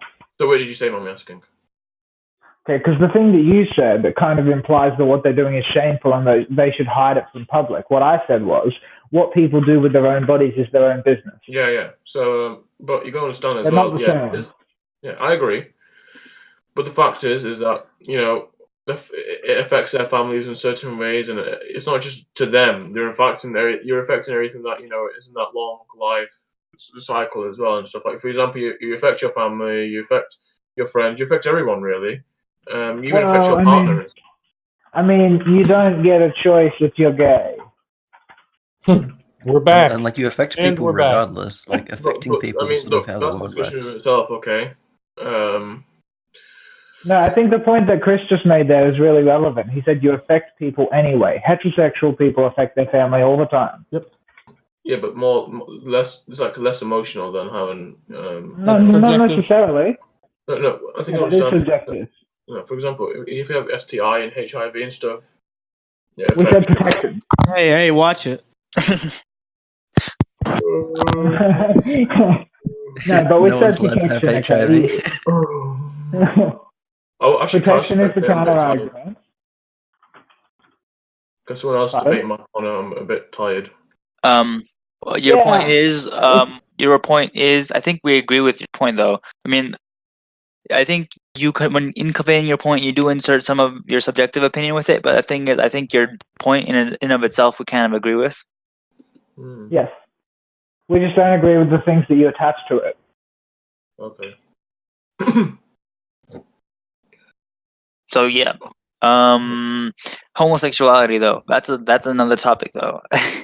Although it was the original topic, we do agree with anal sex being more risky and something that probably we should condemn rather than promote, and not necessarily prohibit though, because it's more of an yeah. So the gays let's not say condemn. Just quickly, let's just say discourage. Okay, discourage is a good word. Yes, all right. I'm gonna stick with the word discourage. Okay, because condemn means say that it is wrong. I don't think it is wrong. I think it's risky. Yes, so we discourage. That's a good word. So homosexuality, though, I do remember making an argument about this. Do you remember? It was something along the lines of what do you call it? The illusion of identity or whatnot. Is this in our first gender argument? Yeah, I think it was. Yeah, I remember that. Yeah, so I actually think I was wrong back then. I think that takes a lot of character to admit. Say again? I said I think that takes a lot of character to admit. Yeah, because I was arguing for gender at that time, but and somehow I kind of interjected sexuality. Yep. But this is now the topic of sex. Yeah, it is kind of confusing at times, and my lack of exposure to that type of culture kind of made me assume things. So now we're talking about sexuality. Does that not come into play? Does what not come into play? Sorry. Okay, so I was talking about we automatically categorize people and make stereotypes so we can better understand the world around us. We make assumptions and whatnot. Oh wait, I think actually this does not follow to this argument, but the thing is, it does follow another argument. about like sexual orientation and whatnot. Yeah, so this won't contribute to yeah. It won't contribute. Yeah, cool. All right, go ahead. I was just going to say we can continue that in another debate if you want to talk about it. So, but now we're talking about homosexuality and whether it's something that natural or unnatural. It's natural. We all have to agree with that. But the thing is, is it something that we should discourage? There we go. I don't think that sexuality is something we should discourage. I think that a certain type of sex may be risky, but being a homosexual is not risky. Okay. Except insofar as you might get bashed for it. Okay. Interesting. I mean, it is risky though, isn't it? Because the only sex you're available to is anal sex. Well, I just said excluding the actual act of anal sex. Oh, sorry, I didn't hear you. So, like I said, so that means this is gonna be strange. So, oral sex, for example, right? God, I think that's also another topic. But I personally, this is a personal, subjective opinion. I am against that. Really? You're against a guy sucking a guy off? No, I'm against anybody sucking anybody off. Really? Is that the same argument again? Is it the unnatural argument? Okay, so I think my argument for the one of my arguments for the anal sex not being good was that is not something that those organs are not something adapted for that function. And so along the same lines, the adapted function of the mouth and the adapted function of one's private sexual organ is, I think they're not compatible. Compatible? Yes. Yeah. I think. Sorry, go. Go ahead. Quick biological fact: the anus, the vagina, and the mouth are all circular muscles referred to as sphincters. Yeah. They're all So He's just saying they're all the same. Shut the fuck up, Nifu. Yeah, but they all that seems like a. So they're the same muscle. They all have different purposes. Okay. Anyway, listen. My asshole can lubricate itself. For example, wait. Taste, smell, sight. I don't know why you're taking that as a joke. They don't even all do the same function, right? Though, yeah. So you're like, I'm gonna say the mouth is what do you call it? The mouth and in particular the lips, because that's what the muscle, right? You're talking about is what is it called? Well, the tongue as well. The tongue. Oh my god. So there's a lot involved. There's a lot involved in oral sex that isn't just the lips, man. Yes, I know. So the mouth is adapted to digest, right? No, it's adapted to chew mostly and speak. Chew ass. Like, I think so. Just quickly, it seems like a relatively tenuous argument to make because you use your biology to do all sorts of things that it didn't evolve to do. Yes, I agree with you there. So then is using a computer unnatural?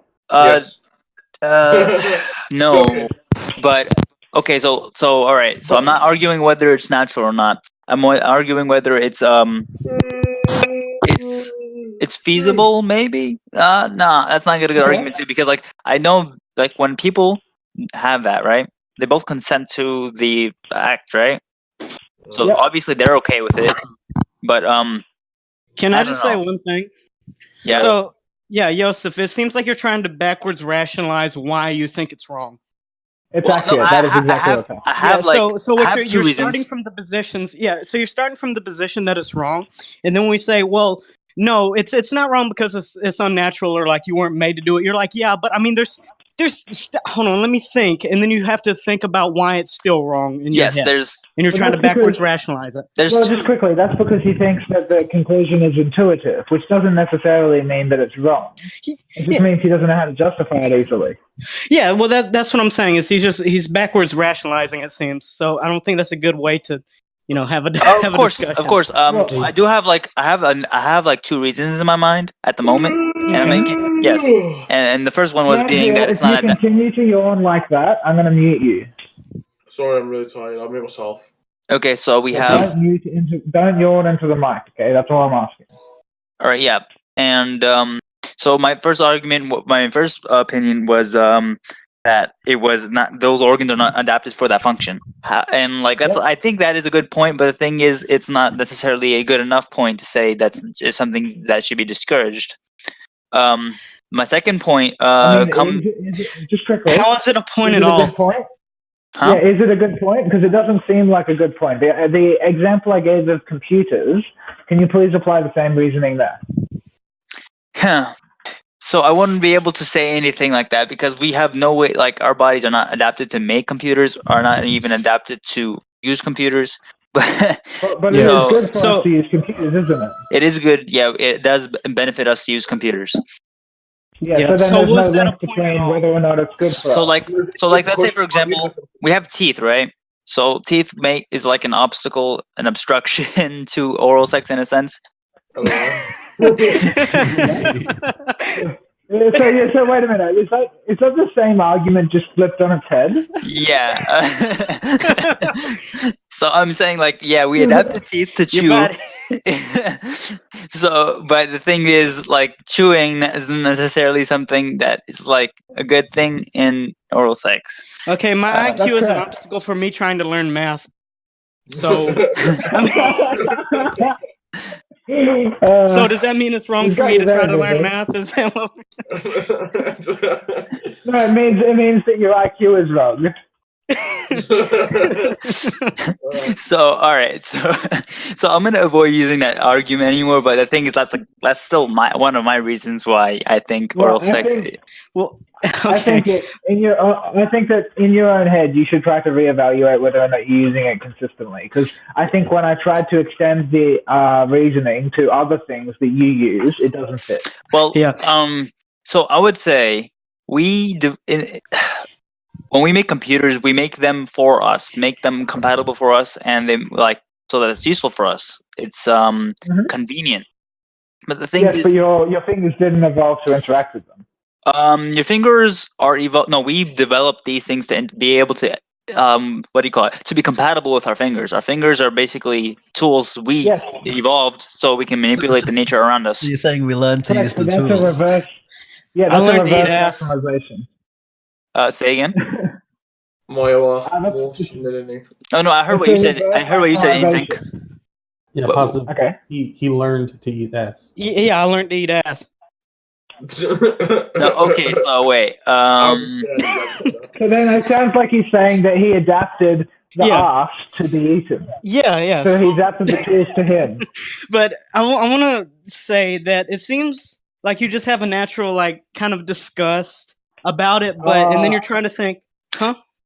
I do think it's a cultural thing, Vivi. I feel like you've been taught this in your Islamic culture, and that it's a follow-on attitude. In fact, that's one of the things that are quote allowed. But the thing is, components. Yeah, but there's a lot of things we feel a natural So wait. We feel icky about things like incest, but then when most people's moral systems and you pressure them on it, they can't come up with a reason why incest. Well, I'll tell you why. Just per se is wrong. I tell you, it's not disgusting. So it's not disgusting, but it's sure. But I said incest per se. So reproduction is is something outside of the incest. No, I can still make a very strong argument against incest outside of the sex. I don't know if that's a good argument because the reason that we feel disgusted is the consequence of procreation.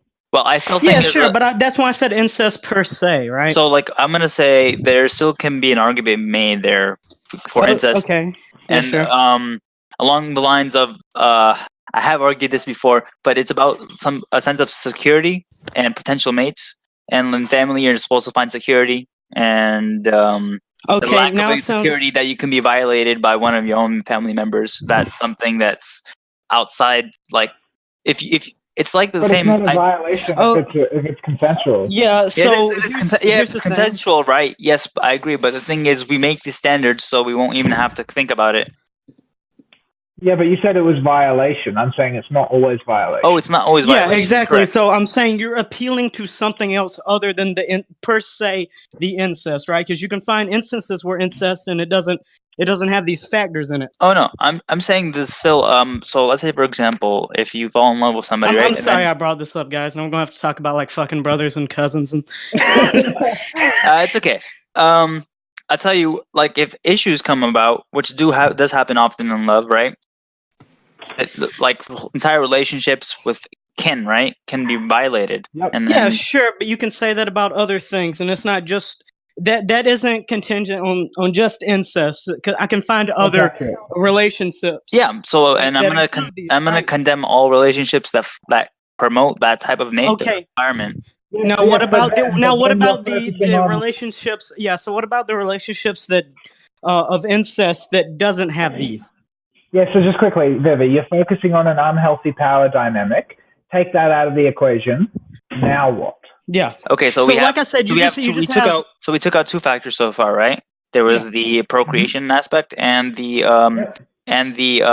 what do you call it? The power dynamic aspect. Okay. So, do you know what I mean when I say per se? Yes, that means without the without the direct, like the implied consequences. Yeah. So, just like in a vacuum, is a brother and a sister fucking? Is that wrong? No. No, it's not. Okay, so yeah, I think I made my point. We have an actual discuss towards incest, but you can't make an argument for why incest is wrong. All right, so incest in itself is not wrong. The consequences of incest is wrong. In some. Yes, but right? And I could say this about literally anything. I could say that about regular relationships, right? Yeah, that's true. I think what he's saying is that, like, the genetic problems that you can get from like having an incestuous relationship, which is like you have a child which has a disability, that can happen even outside of incestuous relationships. Oh yeah, but it's okay. So you can have the power dynamic problem outside of incestuous relationships. Therefore, those things are not unique of course, to incest. But I definitely there's like another. So if it's not, there's no causation, right? But there's definitely a very, very, very high correlation that it cannot be ignored. Yeah, but again, we're talking about we're just talking about just incest, right? Most people, if you say, is incest wrong, they're going to say yes. And then when you pressure them, they will go to and you'll get concession, just like I did with you. No, incest is not wrong. It's the things that sometimes are usually come about from incest, but the incest is not wrong. Yeah, so just quickly, he's not saying that the fact that you are disgusted by incest is wrong. He's saying incest itself is not the thing you're disgusted by, that incest inherits the disgust of the consequence. Yeah, well, no, I'm saying that incest usually when you think of a brother and a sister fucking, it usually gives you a sense of disgust. But it's not a thing for you to build like, oh, well, I think it's wrong, right? And I think that's what happens a lot with people who think that, it's wrong to but like, so I be gay, things like that. That's all. I brought up 2 points. I brought up 2 points, and without those consequences, I completely agree with you. There's nothing really necessarily wrong. Yeah. I think he's saying the same thing about homosexuality, is that you can focus on the anal sex, you can focus on, all of these things that are not unique to homosexuality, but homosexuality in itself is not wrong in any sense. And that when we talk about, for instance, oral sex, what is wrong about oral sex? Correct. I completely agree. So oral sex. So all right. So my first point, right, was that the organs are not adapted for it, and you guys have said that that's not necessarily an argument, but I still think it's somewhat of an argument, because some things in the mouth is not really necessarily adapted, and in addition to that, I just would like think about so how did I say this? The organs are adapted for each other for. Yeah, I have 2 arguments from the adapting. What was it? From the adaptation aspect. Same argument. Can I just try to rephrase? It's the same argument. You say, first of all, the organ did not adapt to do that thing, and you say, second of all, some of the adaptations prevent that thing or make it harder. That's not my second point. That's not? No, but my second point. I thought that's what you said about teeth. Oh yeah, but the teeth was still part of the first point, actually. Oh, okay, fair enough. Okay, my second argument is approaching from a more moral aspect, maybe. But and morals are subjective, so I do acknowledge that. So my second argument goes along the lines of, I just think it's socially degrading. Somehow, I don't think so. So okay, so do you think there's a correlation between disgust and privates? Between what, sorry? Disgust and privates. Are you talking about like assholes and stuff like that? Reproductive organs. Not necessarily reproductive, but include like what we cover up in a bathing suit. Okay, got you. Here's what I would say. The excrements, the reason that they're private. The reason that they're private is because they're associated with disgust. Yes, I agree with that.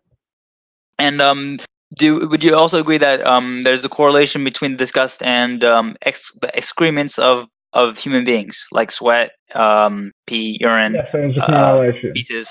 Yeah. Well, no. I would think the correlation is more the waste products, not sweat. Sweat. You don't think a lot of people think that sweat is disgusting? Really stinky people. I think actually, okay, yes, like the really fact that you're talking about very stinky people.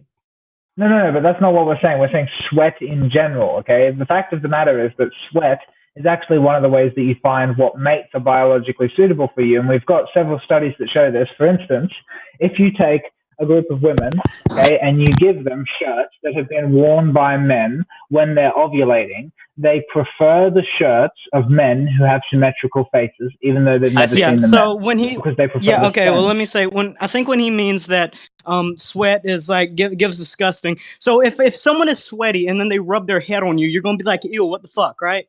That's kind of what like. Huh? That's a texture thing. That's texture. That's a texture thing. Yeah, but it's well, okay, sure. But I think that's what he's getting at. It's like most people think that sweat is nasty. They don't want it on them. They think it's kind of nasty, right? For instance, you want sweat on your body from another person. No, but I don't think that the sweat of my partner when we're having sex is nasty. No. Yep. Well, sure, probably because you're in the zone or something. But no. Sure, sure.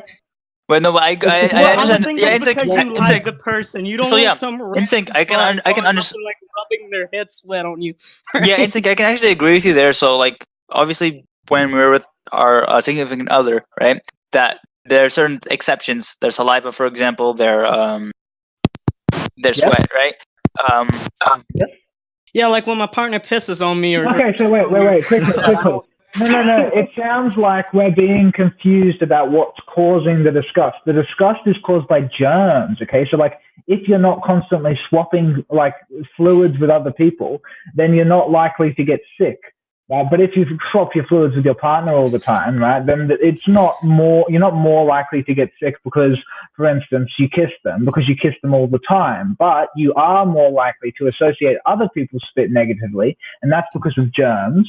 And that is why you are disgusted by excrement, because it has lots of germs in it, which is evolutionarily right, quite bad. So, I heard that I can't get a disease from drinking piss. So I'm gonna say this again. It's the same argument I had for anal sex, and is that in and of itself, right? It's not harmful, but there's a lot of correlation between it and harmful outcomes. What between like sharing fluids? No, not necessarily sharing fluids. Because you could say that with kissing too, right? Or even like feeding a child through your mouth. But you're bad. That's actually a thing, by the way. What you think? No, okay.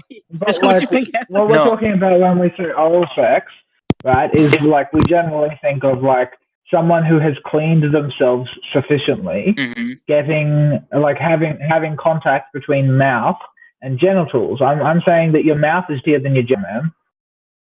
Like scientifically, your mouth is dirtier than your genitals. No, but there's like a different type of bacteria in your mouth than there is in your genitals. There's not. Yes. No, it's just bacteria. There's no distinction. I think there is definitely a distinction. I would like you to show me the evidence for that. Well, first off, there's obviously a bunch of different types of bacteria. It's not like bacteria is just like one type of bacteria. Correct. No, obviously, but there's no specific mouth bacteria and genital bacteria. Of course, they're not specific to the mouth and the genitals. But the thing is, So then, the argument that I'm making is, since mouths have a lot more bacteria in general, the fact that you're willing to kiss someone shows that bacteria isn't as important to you as the thing you're doing. Yes. I'm gonna say the bacteria in the mouth, right? we're basically managing it pretty well. We have, what do you call it? Our saliva has what? What is it called? Cytoplasm? I forgot what it's called. Let's see. But basically, it's really good and efficient at handling bacteria. So if it's from your partner or it's from yourself, it's pretty good at dealing with it. But the thing being is, it's accustomed to the bacteria that you put in your mouth. Whereas the bacteria that comes out of the genitals, although everything that goes into the mouth obviously comes out there. That makes sense. But that bacteria has been accumulating in your like body, and then not if they cleaned themselves. Like if ejaculate doesn't contain a bunch of bacteria, are you suggesting that the bacteria has collected around the genitals, or are you suggesting that the ejaculate contains a bunch of bacteria? Okay, how about this? I'm gonna use a good analogy. Hopefully this helps. So, suppose that a person's genital is like a straw, right? And through the straw, constantly there's excretion, right? But then after that, they clean the straw, clean the straw, and then they from it they give somebody else some other fluids from that same straw. Take my fluids. Yeah, I think most people would actually agree with me, just from that idea, without even suggesting what I'm implying, that that's something that they wouldn't want to do. I don't agree with you. I think lots of people enjoy getting oral sex, and giving oral sex is part of a reciprocal social relationship that we're involved in. So yeah, I think you missed my point. I was saying that if they didn't get what I was implying from that, right, then they probably would agree with me. If obviously by the implication they're like, no, they have attachments to oral sex in and of itself. It's an enjoyable experience. I'm saying that the bacteria that you're talking about isn't as important to people as maintaining reciprocal relationships, and the pleasure that you get from receiving oral sex outweighs the cost. Yeah. But I think there'll be. I still think it conflicts with their general ideals. Like most people's accepted ideals and assumptions. What ideal does it contradict? I mean, they would not accept it if it was in a different form or whatnot. So you said they outweigh, right? You said the pleasure and whatnot, the enjoyment. I think if they do accept it in a different form. Another example is that people have unprotected sex. Another example is people kiss. Another example is some people eat food off the ground. Like we can go on and on. People do all sorts of shit that's gross, and you're capable of cleaning your mouth. Yeah, you're capable of cleaning, and you're capable of trying to avoid certain harmful outcomes, right? But I just feel like it's not an argument. I was about to make a non-argument, but yeah, I think HIV does have a point. I am kind of arguing it backwards, but I still think what is it called? I'm not against the actions. I'm against the potential consequences. Okay, but I think everybody's against the potential negative consequences. We just account for them with our actions. Oh yeah, so I think it's more about values and what you value more. What type of value you value more? Well, have you just? So okay, I'm gonna say I trust. Yeah, go ahead. No, look, I think that ultimately what we should do is we should have this argument tomorrow. I want you to have a think about whether or not you're being consistent, and I want you to try to construct a better argument, because I don't think you're making your point. Mm-hmm. All right, I'm going to look into that. What was I going to say? I think I was going to say my second point, but did I say my second point? Did I say something along the lines of that it's degrading? Yes, you did say that. Okay. I just don't agree with you. Okay. So I'm gonna what if I like being degraded? So I think more than anything, in my opinion, right? So I once made this argument maybe a year ago, and my argument a year ago was something along the lines of, like, food is for the mouth, and like my mouth is for their mouth, and my genitals is for their genital, but they don't cross. Yeah, that might have been compelling at the time, but I don't personally find it compelling. Yeah, I also what if don't you make see. That argument and they're dyslexic? In what? What if you make that argument and they're dyslexic? What? But 1 second, I actually. He said okay. Dyslexic means you mix up words and letters. So like you spell something and you mix up the way it's spelled. I had the idea, but I was just making sure. Wow. If they're dyslexic, then they can just do what they want. Really, it's not their fault. So I guess I do definitely. I think it is kind of cultural, but I don't think it's religious because I said before, in religion, they actually allow it, permit it, quote.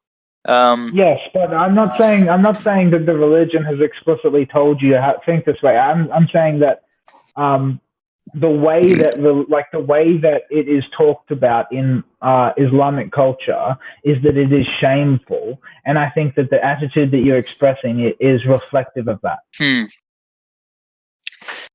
I don't know. Like, most Muslims I speak to, right? They're like they want it. They want what? Oh, so you're saying oral sex specifically in this instance? Yeah. So I think this is definitely more of a personal. Yes. I think that it's come off you trying to be consistent in terms of the disgust you associated with homosexuality, because you use similar arguments for both of them. Actually, I don't think this comes from the homosexual aspect. I actually think I maybe do associate a little bit of disgust with even like the sexual excretions. Maybe. I think it sounds to me like this argument is something that you've constructed in a parallel to the argument you were providing for homosexuality. Oh yeah, but like it came off from another branch of my own ideas, so it wasn't necessarily. Yeah, I'm just saying that I think that this argument was used. It's not that the idea comes from the argument about homosexuality. It's that the idea was used on the homosexual argument, and then because it was used there, you tried to be consistent and applied it in other ways. Oh no, I was always against oral sex myself, like personally, like without even the homosexual argument. I mean, how can you know that? Like you were taught from a very young age the ideas of your faith. Yes, Is that not accurate? Yes, from a very young age. How can you determine then what the consequence of it? Like, how can you determine whether specific things that you think were a consequence of the faith or not? Like, what tests do you do? All right, so that's a good question. So, how it could have come from the faith, if it did come from the faith, right? Is that that the excretions are najasa, and that would basically mean impure. And maybe then I'd probably associated impurity with the excretions. But I think everybody does associate impure, like excretions, the sexual excretions, to be somewhat, quote, impure in a sense. It's like not obviously objectively, but it's something that just perceived subjectively. Like if somebody else put their thing and they're not your partner, you would definitely be pissed. No, I don't think that actually has anything to do with purity, man. Oh no, like I said in an objective sense, it's not true. But I'm saying, But you also said that you think that everybody thinks it in some sense. I'm saying I don't think that in any sense, and I think that the argument that you're relating it to, which is whether someone else would be able to, I don't know, put their genital excretions on me, I think that has a lot to do with personal boundaries and germs, and very little to do with me thinking that sexual excretions are impure. I still think, because like, all right, so I think in mind, right? I'm thinking about the correlations we make, and I'm thinking, okay, so disgusting, and then that correlates to urine and excretions or whatnot, and then that correlates to privates, and then that, you see that jump that makes that jump that we make, it might not be true, right? And we might have another system in our minds that bypasses it. And that this is not. So you're saying that look, I think that what you're saying, which is that disgust is associated with sexual excretion. I think that actually what you're describing is that disgust is associated with germs. I think that is common to all humans. I don't think the focus on sexuality is common. Yeah, I actually, in an objective sense, I don't think sexual excretions are impure. I don't think that. Subjectively, I do though. Subjectively. Why? That's just gonna be that. There's no why for subjective reasons.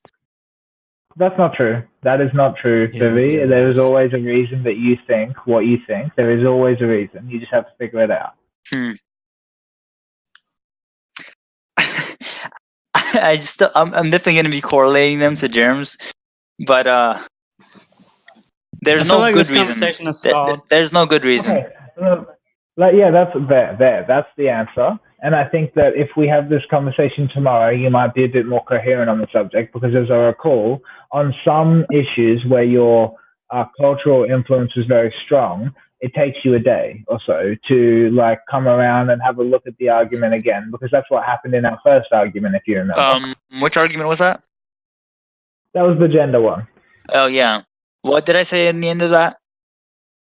We were disagreeing about whether or not, like, you had to make an assumption about someone else's sexuality or their gender, and I said that you didn't, and we disagreed on that like extensively. And then I said, listen, I don't agree with you. I think that your conclusion is invalid, and I said that I had to go to bed.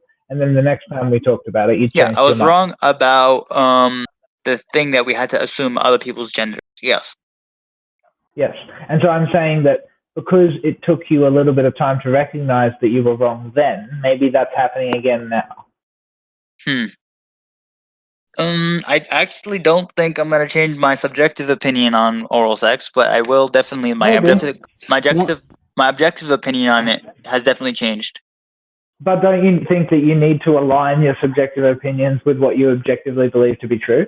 I think there's a little bit of leeway for some subjective opinions.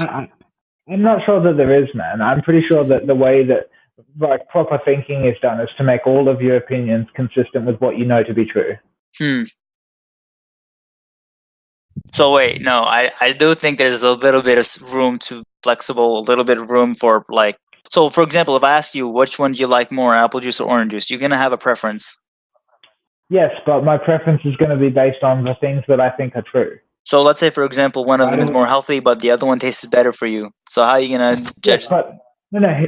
Here's what I'm saying. It's like I agree with you that some things rely on value determinations, but what I don't agree with you on is that the value determinations can trump what's actually true. Yeah, they don't trump it. Yeah.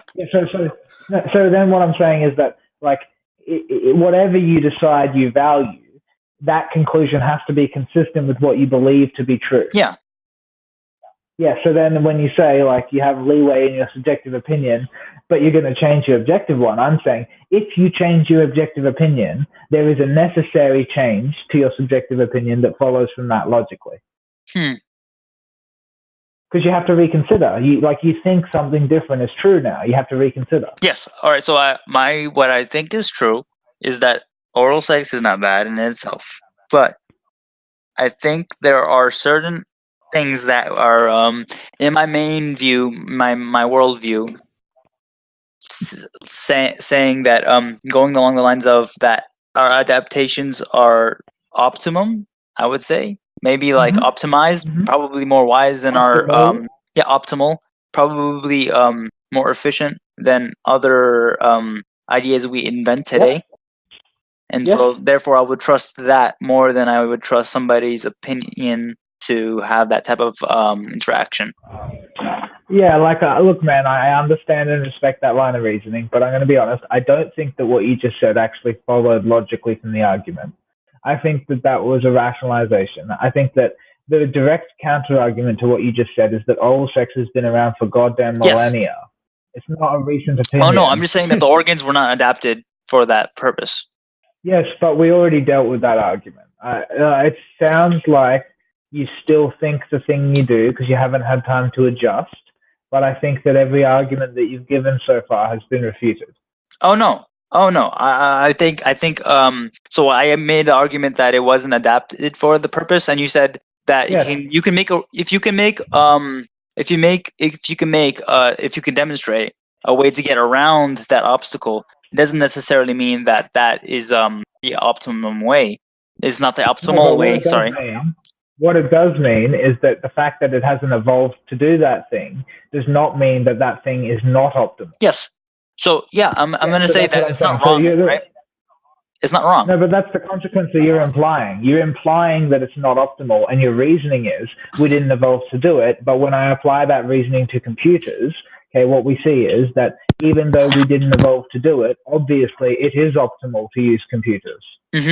Wait, but Yeah, so that seems a lot of people inconsistent have to spent a me. lot of time figuring out how to make it work. wait, a computer, a computer was literally designed by us to work for us. It's part. You can, in a sense, it can follow that it was an evolutionary. Okay, all right. Like, I'll use a different example since you're going to take that counter argument. Okay, you did not evolve to surf, but surfing is not necessarily something you shouldn't do. Yeah. Yes, so that's what I'm saying, is because you admit that that is not necessarily something you shouldn't do, just because you didn't evolve to do it, that line of reasoning doesn't apply, because it's not consistent. So I'm going to still make the same argument. We designed the surfboard, for example, right, to do that. But that's not relevant. I'm saying that the act of surfing isn't something you evolved to be able to do. Not interacting just because with there are a rocks on the surfboard shoreline doesn't specifically. mean you can't swim around them. Yes. Like the fact that I'm not talking. Yeah, you could do. I'm not talking about the interaction with the surfboard. I'm not talking about the way you interact with the thing we designed. Yeah, it's just the act of surfing, right? The fact that you do things that you didn't evolve to do, is that a good reason to say that activity is not good for you or it's not optimal? No, right. I agree with you. Yeah, so then you can't use that argument elsewhere. No, but like the obstacles, right? I think there are obstacles in the way, and we're doing a little like snake around it. You can definitely snake around it, but I just think that directly the impact can, like, with ignorance. Yeah. There's like. I mean, I don't agree with you. Let me put it this way, right? You're not evolved to climb up a rock face, all right? You're not evolved to do that, but maybe you need to escape a flood. Yeah. Is it then true to say that because there are obstacles that you have not evolved to overcome, climbing up the rock face is something you shouldn't do? Okay, so I'm going to remove that purpose to climb the rock, right? Because that's the additional factor. No, because there is an additional factor. The additional factor is that it's not a choice, that it benefits your survival to climb the rock. But that's implying that oral sex also has that benefit. No. I'm saying that we're trying to make your reasoning consistent. I'm giving you an example in which your reasoning doesn't work. And then if we admit that it doesn't work in some situations, you can't use it as a general principle. Yeah, so I'm gonna restate that so that it does fit with my principles. So to climb that rock, to climb that mountain, just for the sake of climbing it, yeah, that's definitely, I'm gonna say, is not right. What was I saying? Is not recommended. Yeah, it's like something that you should avoid. You should not climb it for no reason. No, I don't agree. It's not for no reason. Well, it's for enjoyment, right? You can put in the no reason. If you said it's for no. I said it was for survival. If you want to take survival away, then we leave the reason blank. But it's not no reason. It is an indeterminate. Okay, reason. so suppose it's for entertainment. When you go rock climbing, you generally trust the person belaying. Yeah. But I'm saying, I'm going to disagree with doing such an activity if it's for the purposes of entertainment or for. Well, we can't say the purposes. Why do you disagree with doing the activity? Because the reasoning you were using before was simply that you're not evolved to do it, and that it's difficult to do. Yeah, are those two things in itself reasons not to do it? No, I think that those would have to outweigh the reasons for doing that purpose. Okay, so then are you saying that if you're climbing the rock face for pleasure, you shouldn't do that? Yeah. Why? People do it. Like, what's wrong? People actually do rock climbing for pleasure. What's wrong with that? I'm just thinking that the risks outweigh the enjoyment. I know. You're trying to be philosophically consistent, but I'm asking your actual opinion. Do you genuinely think there's something wrong with people climbing up a rock face because they like it? There's not. It's not inherently wrong in and of itself, but I'm assessing, and I'm saying that personally, right? because like I'll put myself in that situation, and if I don't recommend it for myself, then I won't recommend it for others. No, but other people have different values to you. Maybe they enjoy it. You could enjoy it. That's possible. Yeah. So I'm not. So I think isn't enjoyment a good reason to do something? I don't think enjoyment is a good reason to do something. Incorrect. Really? Enjoyment, enjoyment is an excellent reason to do things. That's why you watch TV. Oh, well, I don't watch TV. Well, okay. I'm sure you listen, man. I'm sure you do something. So are you saying that you don't like? Do you talk with us because you're like learning something, or because you enjoy our company? Is that the only reason? All right, so we're gonna have to go and shift this to the purpose of life argument. But I don't believe. This is the problem with backwards rationalization. No, because like I don't believe the purpose of life is the pursuit of happiness. No, but I never said that it was. They never made that claim. A bad reason. Yes, but you're saying pleasure a bad reason to do something. So, for instance, yes, I think if you choose a dish that you prefer over another dish, is it a bad choice to pay a little bit more for something that you like more, even though they have the same nutritional value? Debatable. But no. Yes or no? No, I think that's actually debatable. It would depend on one's subjective opinion. Yes, but I'm asking your subjective opinion. I personally would not pay some more for something that I would like rather than something that's cheap and works. Even if it was just a little bit more. If it's like so like if it's like a penny more, right? I'm definitely gonna buy the thing that I enjoy more. Why? Is it because of pleasure?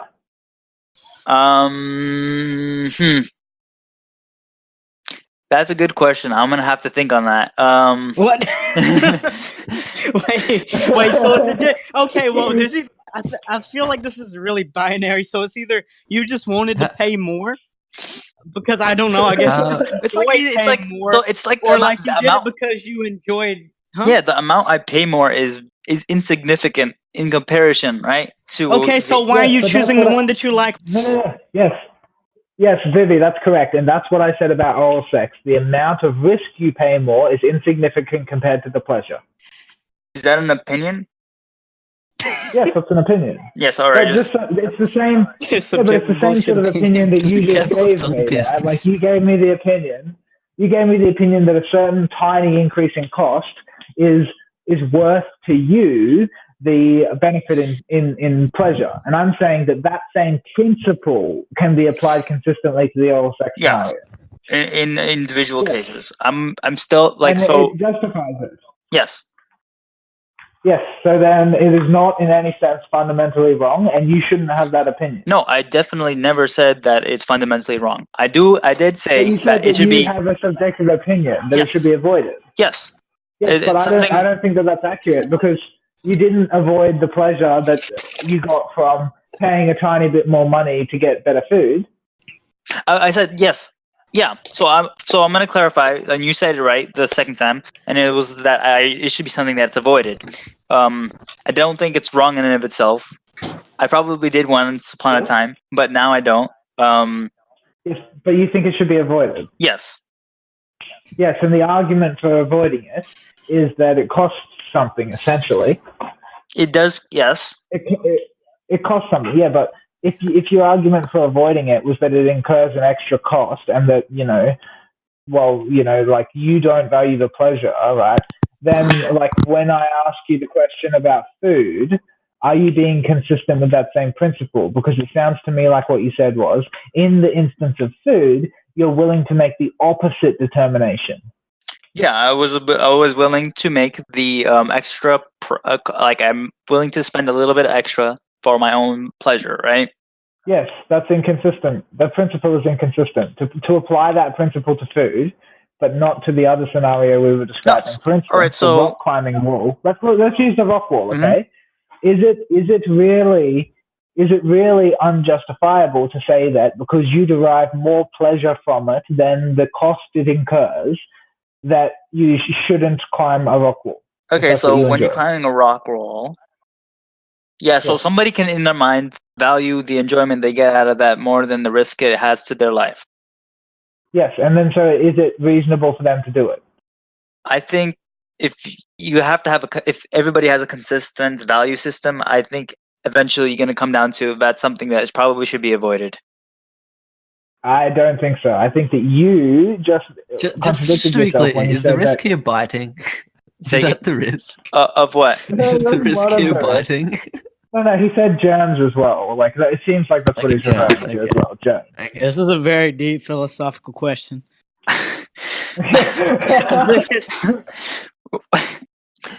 So like, all right. So I'm definitely not gonna be discouraging it for other people. I will more than anything, I would recommend extreme cleaning before so. But the thing is, yeah. Is it? Okay, no, fair. No, that's good advice. That is good advice. Yeah, thanks, man. It is good advice, but that's not what I'm asking. I'm asking, is it in some sense inconsistent with your own statement about food that someone else applies that same reasoning to the rock wall and decides to climb it? I think so my reasoning, right, has an extra layer to it, but using the reasoning that we just talked about, that I would spend a little bit more for my own enjoyment, yes, that would not be bad. It would not be inconsistent for that person. Yes. Good. So then what I'm saying is that those are two situations. You were just consistent. I think when I look at that principle and extend it generally to everything, which is the definition of consistency, it has to be consistent with all things that you believe are true. It seems to me that the application of that same principle in the context of oral sex disproves your position. I still think that the extra layer to my position being that there's a value system, and certain things are more valuable than others. I still think I can make it consistent. So are you saying then that you don't value the pleasure of oral sex over the risk? That's a good question. So I'm thinking about this honestly, right? And honestly, I don't think the risks outweigh the pleasure.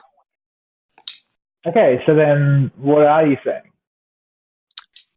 I don't know. I just think that in the case the risk happens, it's just really inconvenient.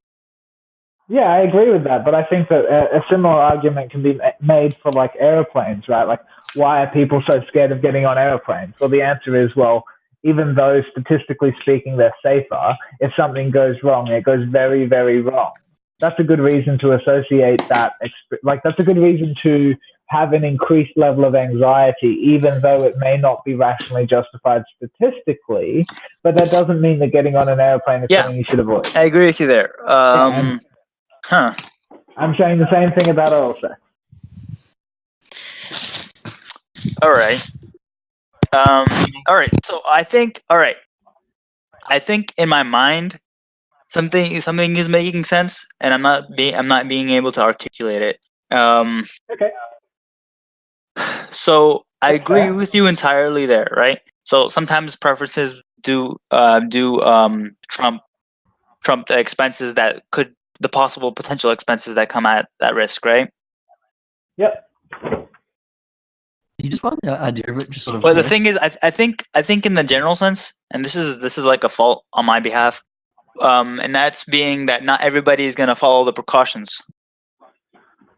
Yes, but I think that what we're talking about is like a hypothetical situation where we can account for the risk and then take precautions. You will take precautions. So the question is, why do you have a problem with it? I think this an example is like a better example of that, to be honest, because like not taking precautions for like non-oral sex if you're straight is like the consequences can be far worse. Like if you that's accurate. Like yeah. If you have a kid when you're not prepared, then you can fuck 3 people's lives up. Yeah, so I'm thinking that literally almost anything you can make a loop around it and then justify it, like yes, literally anything. That's called mental gymnastics. Yes, those are called mental gymnastics. Yeah, and then so essentially I think I just think the associated risk, right? The associated risk with certain things. So like you said the example of airplane, right? If an airplane was just built and it flies and they said hop on and we're gonna take you somewhere, that's something extremely sketchy. I'm gonna be that high in the air and this airplane could fall. but now we have like a whole bunch of safety precautions installed into the airplane that allow us to kind of loop around these problems that could potentially occur. No. Like, I was saying that the fear that people have of planes is irrational, but it's justified in a different way, right? So it's not, people are scared, like, people are more scared of planes than they should be statistically, but there's another rational justification, which is that even though it may be less likely for something to go wrong, if it does go wrong, there is a lot less you can do about it. Yeah, there's a lot less that you can do about it. Yes, good point. Yeah. And that's why they're more scared of it, even though the risk statistically is less for you to have an accident. So this conversation was stalled like way long ago. So wait, we're talking about. So I actually agree along those lines of logic, and that's, you would say that's irrational. That is rational. No. I'm saying it's rational, but it's not rational if we only consider the statistical risk of an accident. Oh yeah. Because airplanes are statistically much safer than cars. Yeah. Right. So if we just consider the statistical risk, the way that people act towards airplanes seems irrational, but then it is justified rationally when we consider that if something goes wrong in an airplane, it is a lot worse. Yes. Yes. So that's what I'm saying here is, like, in the sense of, like, oral sex, because the consequences are bad, you may stigmatize it very negatively. However, that doesn't mean that stigmatization is, like, it's not justified simply, it's justified obliquely. The justification is the consequences can be very bad. That's what would be responsible for the disgust, right, associated, for instance, with incest. But the fact of the matter is that the risk, statistically speaking, is not that high. And so you have to account for that in your explanation. And I don't think that the consequences of oral sex actually are that big. And I think that most people justify the risk that they're taking with the incredible pleasure that it gives them. I agree with you there. And I think that, and I feel like you actually agreed to that principle, which is at play there, in a couple of other situations already. Yeah. Yes. Yes. So then it seems like you're not being consistent. All right. So I'm going to restate my opinion, and hopefully this would be more consistent with what I believe. And that is, take precautions or don't do it at all. Yes, I think that's accurate. Fair. All right. That's all. That's actually, that's kind of what So is it like wash your ass and have fun? Is that what it boils down to now? Yeah, something like that. Yeah, this is a great philosophical point. But I like the way I stated it better. So I think my statement is probably better. HIV was being a meme, but I think that is in principle the same thing that Vivi said. So we're on the same page. Obviously, it's a bit of a joke, but like if you were to be like account for all the variables, then he would agree to it. Yeah. So wait, Vivi. So did you change your position in this conversation? So he didn't change it. He had to try many different times to articulate the thing that was underneath his position, which was that he was saying it's risky. That's fundamentally what he was saying. Okay, so he polished it. Is that what I'm? Yeah, he was expressing himself wrong. Most people are expressing themselves incorrectly. A discussion is a cooperative enterprise where you're trying to help the other person figure out what they're trying to say. Yeah, and I'm very happy I came to that conclusion.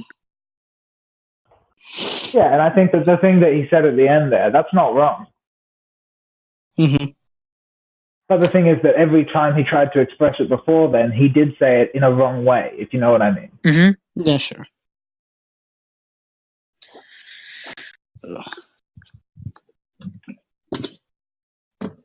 So yep. All right. So are we gonna have any more homosexual discussions now? Or? I think our there's still that argument to be made. We haven't went into, and I don't think I have that idea formulated in my mind at the moment. So my opinion at the moment, right? My personal opinion is that homosexuality is not wrong in and of itself. First of all, okay, and it does naturally occur. However, the approach to it, I think, probably should be changed. Like we're having the approach that, like, we're saying you can be anything you want and whatnot, and kind of making it more of something of a choice rather than something that you're how do I say this? It's like your genetic factors are definitely play an important role, but we're trying to say in a sense that it's your choice. No, I think that's a discussion for another day. I detect a big difference in opinion there because it sounds like you're saying still that we should discourage homosexuality, and I thought that I'm not we saying agreed before. I'm not saying we should discourage it. That's something that you're saying we shouldn't encourage it. Yeah, but I'm saying that if people are the way they are, then there's nothing wrong with telling them to be who they are. And is what the argument that you should make is that if you're going to engage in risky behaviors, take precautions. That is the most cogent part of your argument. No, but like how can I say this? Should we push people to hold a certain belief that is not necessarily like naturally a part of their own belief? No.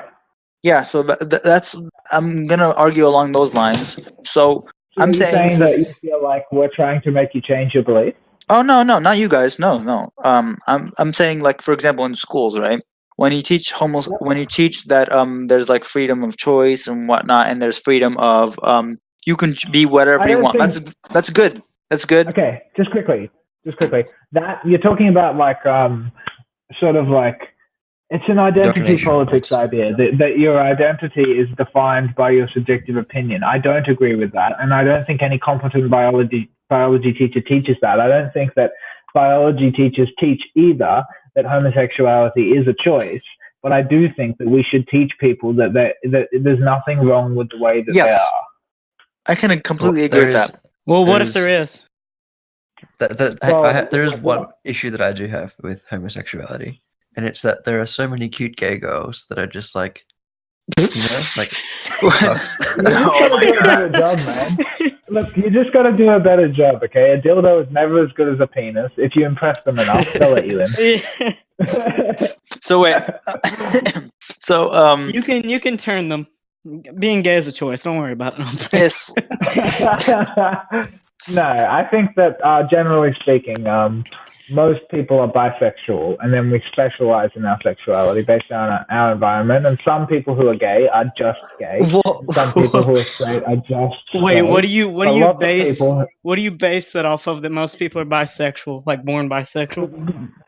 Because, like, in my experience, people are more open to someone who has a personality that appeals to them than specifically a body that appeals to them. Lots of people want to be appreciated more than they want to have sex. Yeah.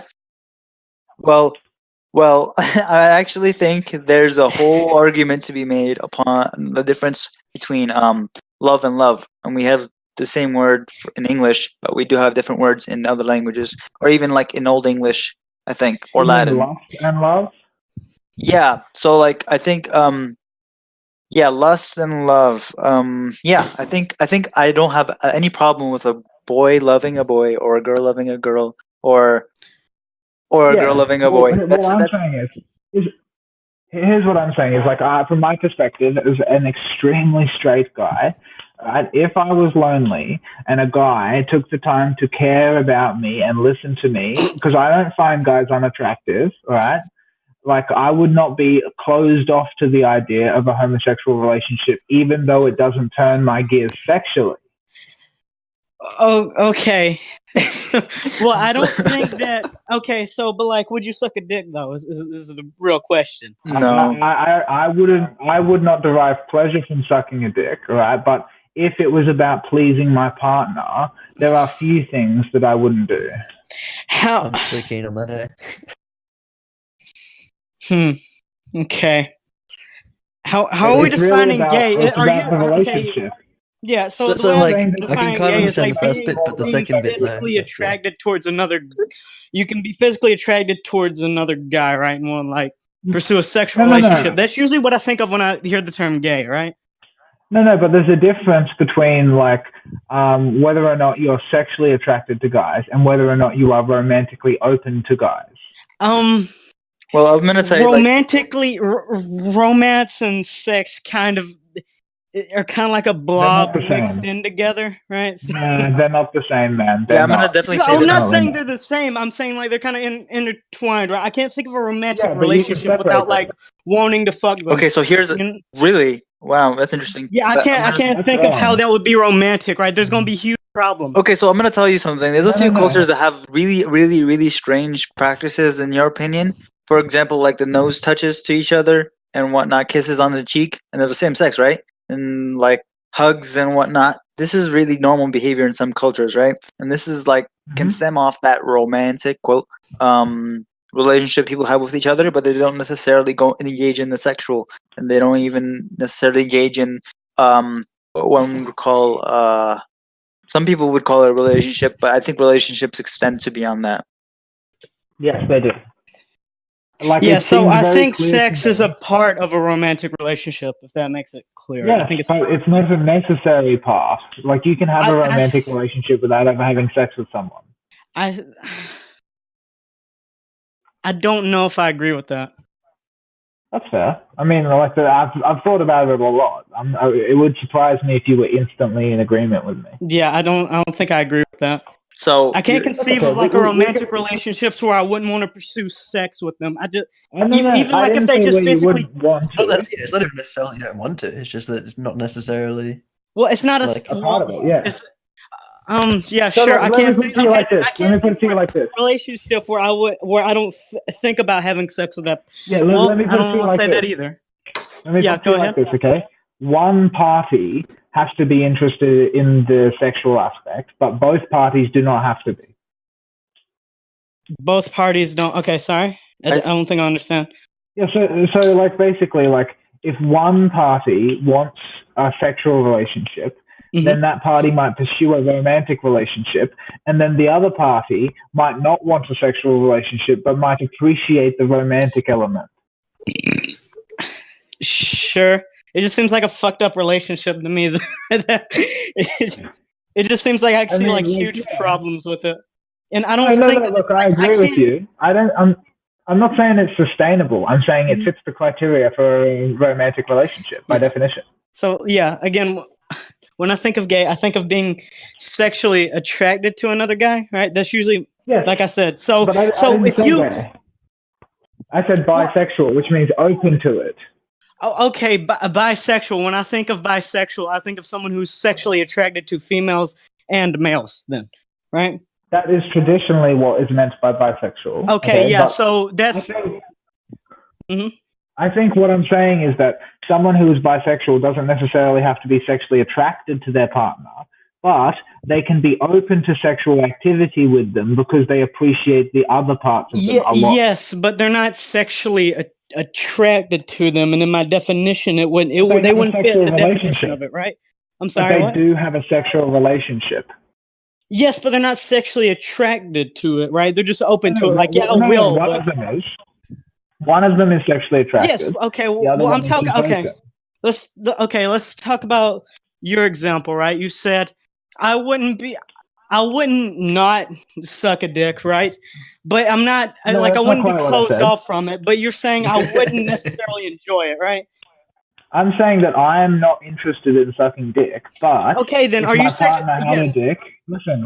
If my partner had a dick and I was really in love with them, then there isn't a lot that I wouldn't do to make them happy. Yeah, but that's not the point I'm making. The point I'm making is that you're not attracted to it, right? No, but that's what I'm saying. That isn't the criteria for a sexual or a romantic relationship. Well, that's the criteria I have for like bisexual, gay, and straight, and all these things. That's what I said in my definition. Yeah, but I'm saying that that's not.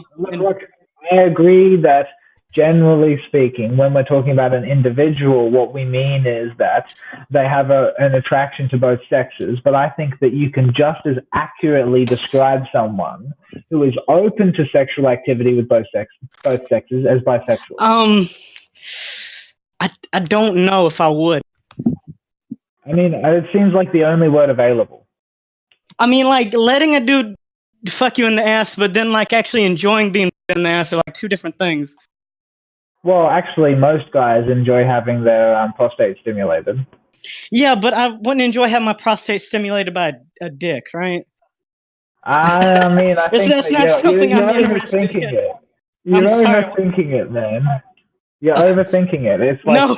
if the person who was doing it was someone that you really loved, okay, I think that the fact that it was a penis, you could probably compartmentalize that. That's what I'm saying. Don't. Yeah. Okay. Look, I'm not like. I just have a natural aversion to a dick being in my butt. Okay, so I don't think that you can say that I'm bisexual from this, right? Or that most people are, because most guys don't want a dick in their ass, right? And they're going to be off-put from a dick in their ass. No, but I'm saying I agree with that. I don't want a dick in my ass, all right? But I would be open to sexual activity of a different kind with a male if I really loved them. Yeah. So even though I wouldn't want to be fucked in the ass, for instance, I wouldn't be completely closed off from oral sex with a male if it was about pleasing my partner and not about the attraction of my own. Okay. Not about whether or not I'm into it. It's about pleasing the person that I have a relationship with. So I think what this boils down to is a difference in definitions. Okay, well, which definition? The definitions of bisexual, straight, and gay, and those. Right? Okay, so I guess my question then is, what word would you use to describe me?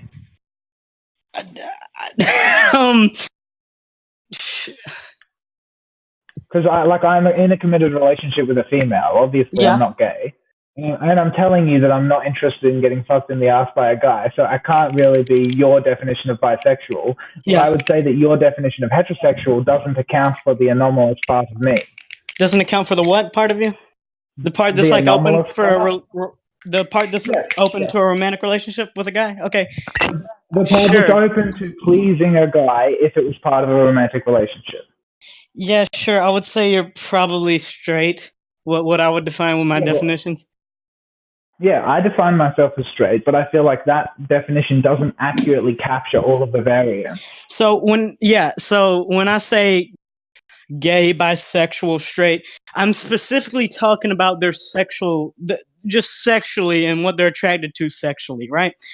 That's why it's the term bisexual, things like that. Homosexual. I do it with sexual, and I do it with the attraction towards those. Yeah, look, maybe I'm using the wrong word. Do you have a better one?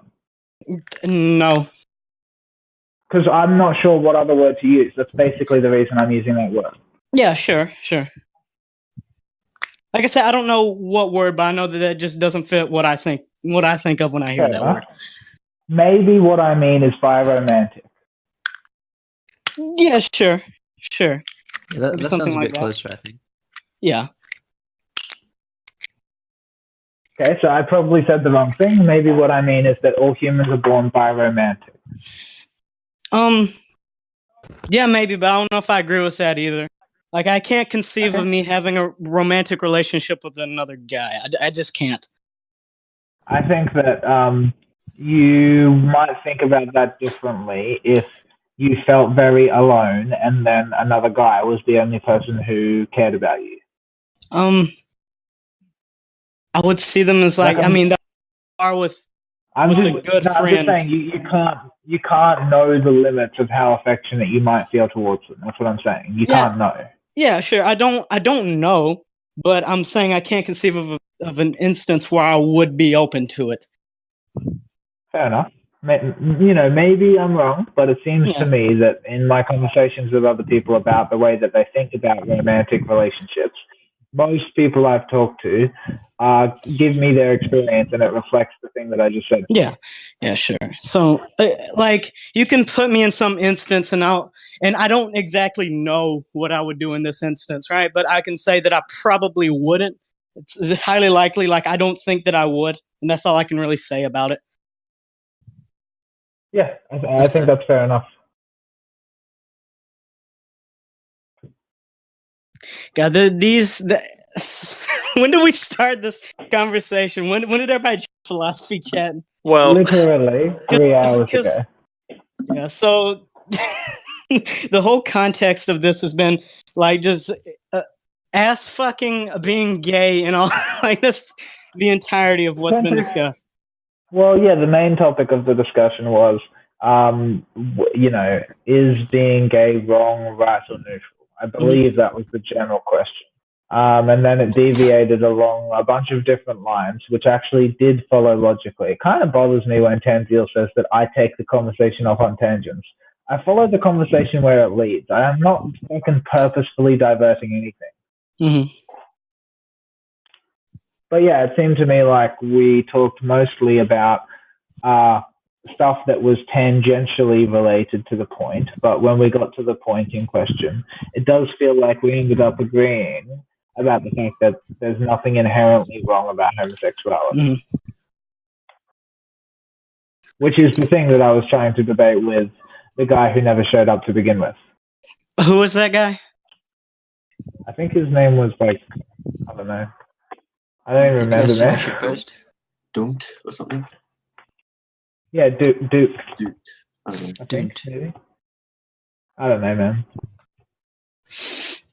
I don't know. Maybe he's not even in the chat room. Let me have a look. No, like it was Duke. Did you guys? Let me So actually, I'm gonna actually state up there were like 2 times I did fall in love with a person that I did not even imagine having sex with them. Mm-hmm.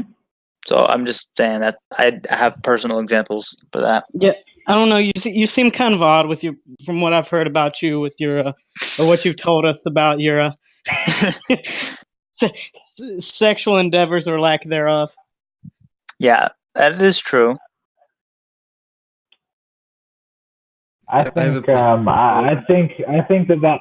anecdote speaks to the thing I was saying. Even if you can say he's inexperienced, then fair enough. I don't think that discounts the thing that you said. Yeah, but I'm saying I think he's a strange anomaly from what he's told me about I don't just know, him. That's all I'm saying. I think he's like an oddball, right?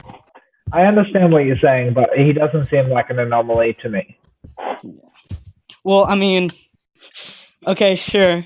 I don't want to like try to expose him or anything out here. What? I don't know if he wants me to. No, I'm okay. I'm still a virgin. I'm still a virgin. I never had any experiences with any sexual experiences before.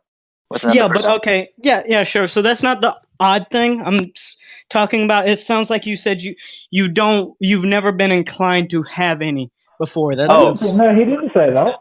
No, I'm saying not right here in this discussion, but before when we've talked. Not inclined to have any. So yeah, I am.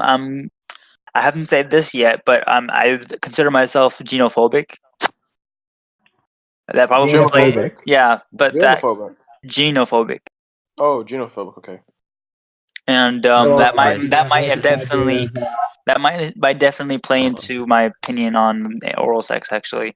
But fair enough. That would make a lot of sense. Are we still going on about this? Seriously. Oh, King Khan, come shut on. The fuck you up, were the Tim. one who started the discussion, mate. Okay, so can any of you refute my argument for why men are better than women? Well, exactly. Y'all dodged. Y'all pivoted. Let me tell you. Men are superior. So no. All right. So did you hear my argument? If let's say we define man. Let's just get Chris to restate the argument.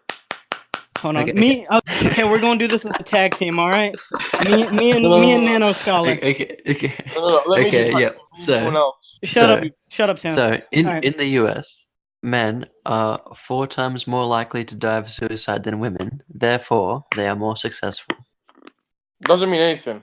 Okay. Shut up, so Tim. how about this one? More successful. So how about this argument then? Would you consider the presence of the Y chromosome to be male? Oh well. Yes. All right. So before we had sexual reproduction, we reproduced asexually, not necessarily humans, but the prehistoric organisms. And I would say that would mean that in order for life to be to even be able to exist, you would have to have the female sex. The female sex, the female sex. All right, even if we may be better in certain categories. That existed. No, even if males are better in, even if male are better in certain categories. Version has evolved. So you might say an improved version or even a specialized version may have evolved, but that version cannot exist, cannot survive, cannot reproduce without females. Okay. No, but my argument though, how do you counteract my argument that they are more successful? Say again. Who's on whose side? Like, so and it contradicts my argument that they're more successful. All right, so men are more successful in suicide. You're saying? Yes. So you're saying men are more successful? No. Due to the facts, right? Females. Due to the fact, females have a privilege, basically, of sharing their emotions with other females, whereas men tend to not really show their emotion due to the fact they feel it's unmasculine. And so when they keep all their emotions in, it basically allows them to, over time, emotion builds up and then results to suicide. Okay, I'll just say that they're pussies.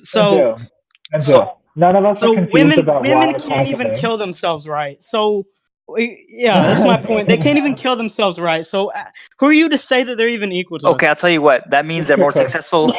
If they're more unsuccessful in suicides, they're more successful in surviving. Okay, why would they want to commit suicide, right? It's because they don't like their life, so they think they're unsuccessful. And then, whoa, they don't like the state that their life in, so that's unsuccessful. And then they try to end it, and they're unsuccessful at that. Okay. So.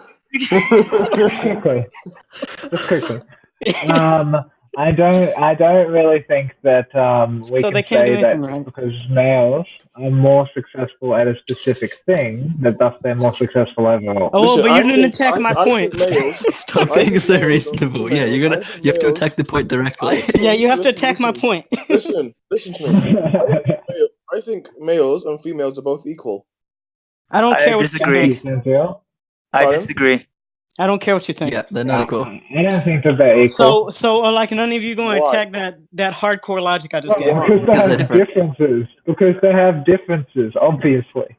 Yes, everyone has differences, my friend. For example, a black person has differences with a white person. Does it mean white person more supreme? No. So they're equate, you're saying? No. Wait a minute. Dodging. Are you saying that they're equal in the eyes of the law or equal in the eyes of society? Or are you saying that they're equivalent? Because they're different propositions. Okay, I'm saying they're equal in the eyes of God. Well, I don't believe in God. Oh, God. So how about this one? They're equal in the eyes of nature? So y'all still haven't attacked my basic argument. I don't think that's true, though. I don't think that they are equal in the eyes. I used the wrong word. Right. I used the wrong word. Y'all are so, dodging. What are they in the eyes of dogs? How about we say they're equate and not equal in law? How about attack my argument, pussies? No, this is like, so they should have, all right. They are of equal value because one cannot survive without the other. Okay, I think that is what you mean. I think that's what most people mean, is that yes, men and women are of equal value, but they're not equal because obviously they're very different. Yes, they're okay. So it's like you still haven't counted my point that they're more successful. Yeah, you still do. So I made calories the hardest point ever, and you guys are dodging.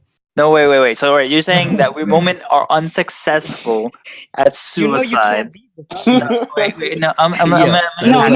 Okay, let me make my basic point. Let's start from the beginning, right? So, would you agree that success is subjective? Yes.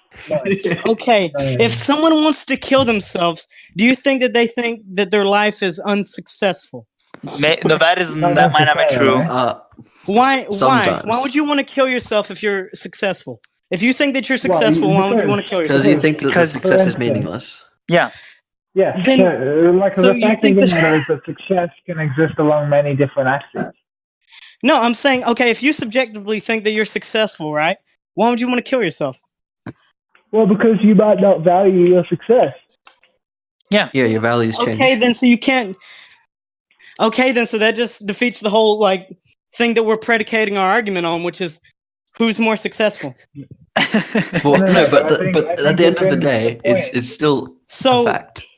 Yeah, so if they try to kill themselves and they haven't done that, they think that their life is unsuccessful, and then they're unsuccessful at ending that thing that they think is unsuccessful, right? So they basically can't do a damn thing right. Is basically it.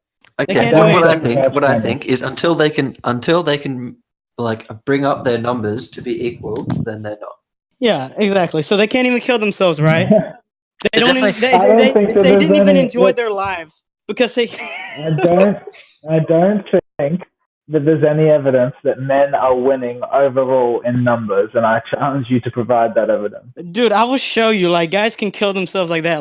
We're not. No. The likelihood. No, I agree with you that in one specific axis, maybe men are winning. But the point is, we're asking whether men are better than women in general. So you have to compare numbers on every single avenue. At this particular endeavor. Yes, okay. Men are more successful than women at killing themselves. Is there a therefore? Like, why would you want to kill yourself? Listen, is like there name one person who is not currently alive today who hasn't died. Look, I'm grasping the argument. I grasp the argument. Okay, is there a therefore? Yeah, therefore women are inferior. That's the therefore. Yeah, that's wrong. No, that's an argument. I was never saying that they're like better or something. Just that they're more successful. More successful at what? They're more successful than women. In general. No, not in general. Not in general. Just like literally literally everything. At this specific task. Is that what you mean? You mean at this specific task?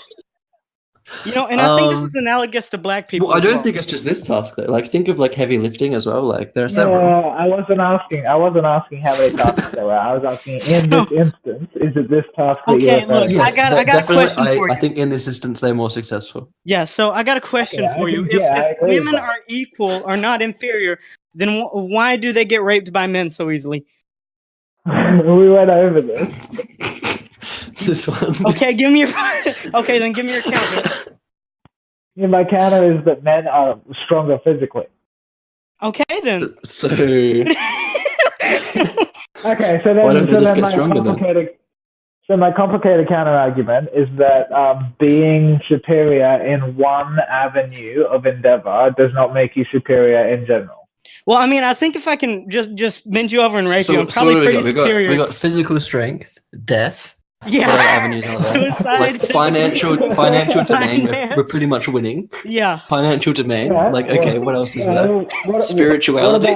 How about this? How about how little effort they have to put into life to succeed? Yeah. Is that a point of success? I think the winning and cleaning. What? If they have to put very little in life, then I would say like fucking insects are like goddamn superior, right? So I don't know if that's a good argument. I think it is a good argument. It's about as good as the arguments you're making. Insects are superior. I like how we think that like we own the earth when like insects like greatly outnumber us. Yeah, insects like the cockroach has been. Wait, think about it. The cockroach outnumbers us, has been here longer than us, and continues to win against us. And yeah, but then if they're so much superior, then why can't I use a literal nuke? Yeah. Quickly, Vivi actually used the numbers of insects argument in a debate against, I think it was Squid. And he used it very, very well. So, yeah. Well, if good choice. I don't think that they can survive a goddamn nuclear explosion if I could just step on them or spray raid on them. Oh no, it's not the direct impact, like the radiation and whatnot. Oh, just the radiation. Who gives a fuck? The fallout, not the blast. No, okay. Just quickly. Yeah, it's to do with how susceptible they are to being able to survive after a nuclear explosion. Because even if you are not killed in the blast, your human DNA deteriorates very rapidly. Yeah, sure. Sure. But I'm just saying I could fuck a cockroach up, right? That's all I'm saying. Like so. I'm probably like if we get in a superior fight, to the cockroach, right? Like I could fuck a female up. I could fuck a gorilla up, right? Dude, honestly, you can. Yes, I can. I could like shoot it very easily. Wait, you have to have an equal ground, right? You give a gorilla a gun, and he give you a gun. Why does it have to be equal ground? I think if you want to give it equal ground, I'd be like, oh, the cockroach is like the cockroach is the same height as you. Like, it doesn't have to be equal. No. Listen, it has to be equal ground because otherwise you're equivocating. When you it does not have to be equal ground. No, it doesn't. No, it doesn't. I reckon I could beat at least 3 cockroaches. Listen, when you say, like, how is it that we can rape a woman? You're saying that a woman has the same equipment that you do, and the fact that you can overpower them whoa. Yeah, you say same equipment, right? But my equipment could be my muscles, right? Yes, that's what I'm saying. Okay, then so if you want to try to equalize everything, I don't think it's fair. Here's what I'm saying. Here's what I'm saying is that you using your muscles against a gorilla's muscles, a gorilla gonna fuck you up. Yeah, but if I use my fucking gun against a gorilla and against a gorilla having a gun, I'm gonna fuck it up, right? Maybe. Okay. What if you give the gorilla a nuke? What if I have a nuke? I'll probably fuck the gorilla up pretty fast. I don't know. I think both of you would fuck each other up. No, I think I'd fuck it up pretty fast if like I had a grenade. I'd probably know what I'm doing. If the gorilla just had to press a button and you put some food on the button, you'd be fucked. Yeah, it's true. Not if I had the button in my hands. Hey, how much can you manipulate the example to make yourself win? I can manipulate it probably a lot to the point where I could defeat everything. Yeah, so like if the gorilla is in a cage, defeat the sun. So therefore, I'm genetically. Well, no, I wouldn't say genetically. I'm just superior to everything, right? Wait. Yeah, black hole. I could fuck anything up. All right, how would you beat a black hole? Who's like bound completely so that he can't do anything. You kill that god, don't you? I'm sorry, what? I said, what if there's a god who is bound completely so that he can't do anything? You kill that god, don't you? What? I mean, I could find a way to fuck him up, probably. Yeah, exactly. I could argue his existence. How would you kill a black hole? So you're more powerful than a black what? A black hole. Black hole. A black what? A black hole. I don't know. I could probably like study for many years, try to figure some theoretical shit out. The answer to that is actually you just outweighed it, outlaughed it. Yeah, if you just equivocated me to the black hole, right? So like I'm the same mass as the black hole, I'd probably fuck it up.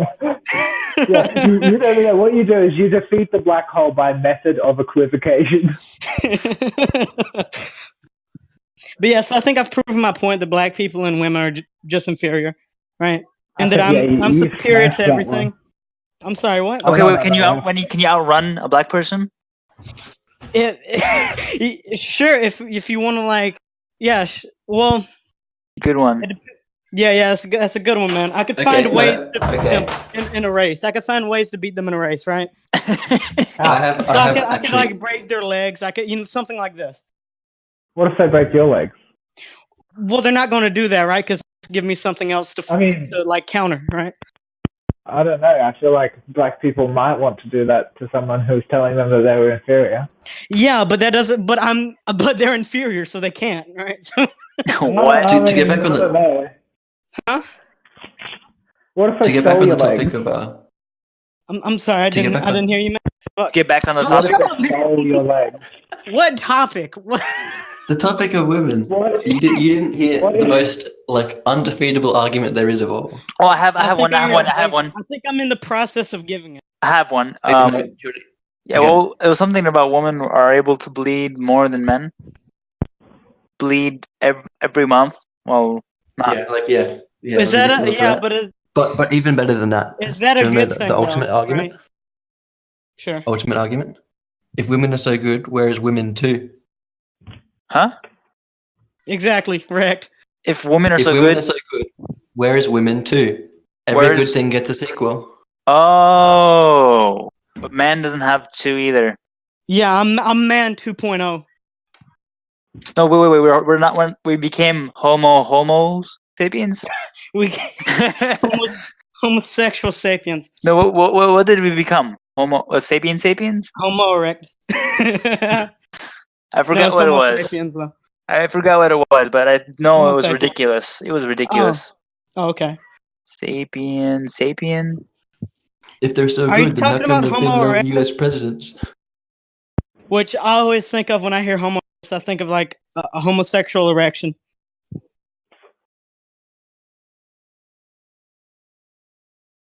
Yeah, erectus actually refers to the fact that we stood upright. Yeah, I know, but sure, but still, when I hear homo erectus, I either hear like homoerotic or homosexual erection. You really like the word. Here's an argument for black people versus white people. Okay. When you mix all of the colors of light together, you get white light. If you don't have anything and it's just like barren nothingness, it's black. That's objective. So let's say, for example, they're objectively inferior. No. So think about it. If something absorbs everything, it's black. Yeah, it just absorbs all the resources, like all the light in the nearby area. Yeah, so that means it puts has nothing out in return. Yeah, if they fucking steal everything. Wait, They're stealing all the light from the sun. So if something is black, that means they have everything. Yeah, no. It means they're taking an unfair portion of the sunlight. No, they're absorbing an unfair portion of the sunlight. They stole it. I don't follow. Well, the reason that color is because they're absorbing more sunlight. Yes. And, like, they're taking more than their fair share. But what if something? Exactly. Okay. So what if absorbing the same amount of sunlight? What if there's no light? They're still black. Yeah. So at nighttime, it's yeah, black. that means that they have nothing. Wait, we're talking about? We're talking about black people. What? Did I start shit off again? No, we're talking about how they're inferior. What, really? They absorb an unfair amount of light. Yeah, but so either they absorb everything, aka they steal it all, or they have nothing. So no, they're more athletic than us. What did you just say? They're more athletic than us. Yep, that's what I said. Yeah, it's like the fucking going on about, but they're more superior to us. What do you mean? Dude, no. They're dumber than us. They're not. Yes, they are. no, you just basically turn them into fucking slaves and then sell them and then say they're dumb. No, you're talking about we fucked them up. No, we fucked them up. Is HIV. What you're saying. HIV. So good. No, you're saying we fucked them up and then they play basketball for us to watch. Okay, yeah. Yo, HIV. Yo, HIV. You do know this is being recorded, right? Oh shit. Okay, I just want to say that like a lot of this is not my actual. It's okay. I don't know if it is actually still being recorded. What did you say, Tanville? It's satire. What do you think about HIV's opinion? What? What did he say? No, he said black people are more athletic, and then he said I said no, they have lower IQs, and then he's like, no, we just had them as slaves. I'm like, yeah, so we fucked them up, and now they play basketball and football for us, right? So I mean, really, what do you got? It sounds like Tanzil is trying to get me to say something on the recording that he can make fun of this for. Instant, what's your opinion, though? Seriously, I want to know. Seriously, I think he's talking shit, and I think everybody knows that. What? I think he's talking shit, and I think everybody who's listening can tell. I might be a neo-Nazi, you don't know. You want any nuts? You know what, Tanzil, do you know? You broke out. You broke out. Do you know what shit I believe you posting probably is, said Tanzil? shit posting. Yeah, Yeah. shit posting. What do you say? Yeah, he's shit posting. Shit coasting. Shit. Shit posting. Posting. Ship hosting. You can't Ship even listen right. hosting. Jesus Christ. Am I shit posting? Yeah, ship hosting. No, Like a boat? no. A shit poster. This is more ship hosting, as it were. Not you, Tan. We're talking about HIV, but I think you might do sometimes as well. So instincts are shit, and HIV posts them, yeah? What? Blue What did you say? I missed what he said. I said instincts are shit, and HIV posts them. Swing and a miss. Swing and a miss. Nate, or never mind. All this should go on YouTube, is what I think. Participation medal. The truth needs to be exposed. Wait, so this recording is being uploaded, by the way.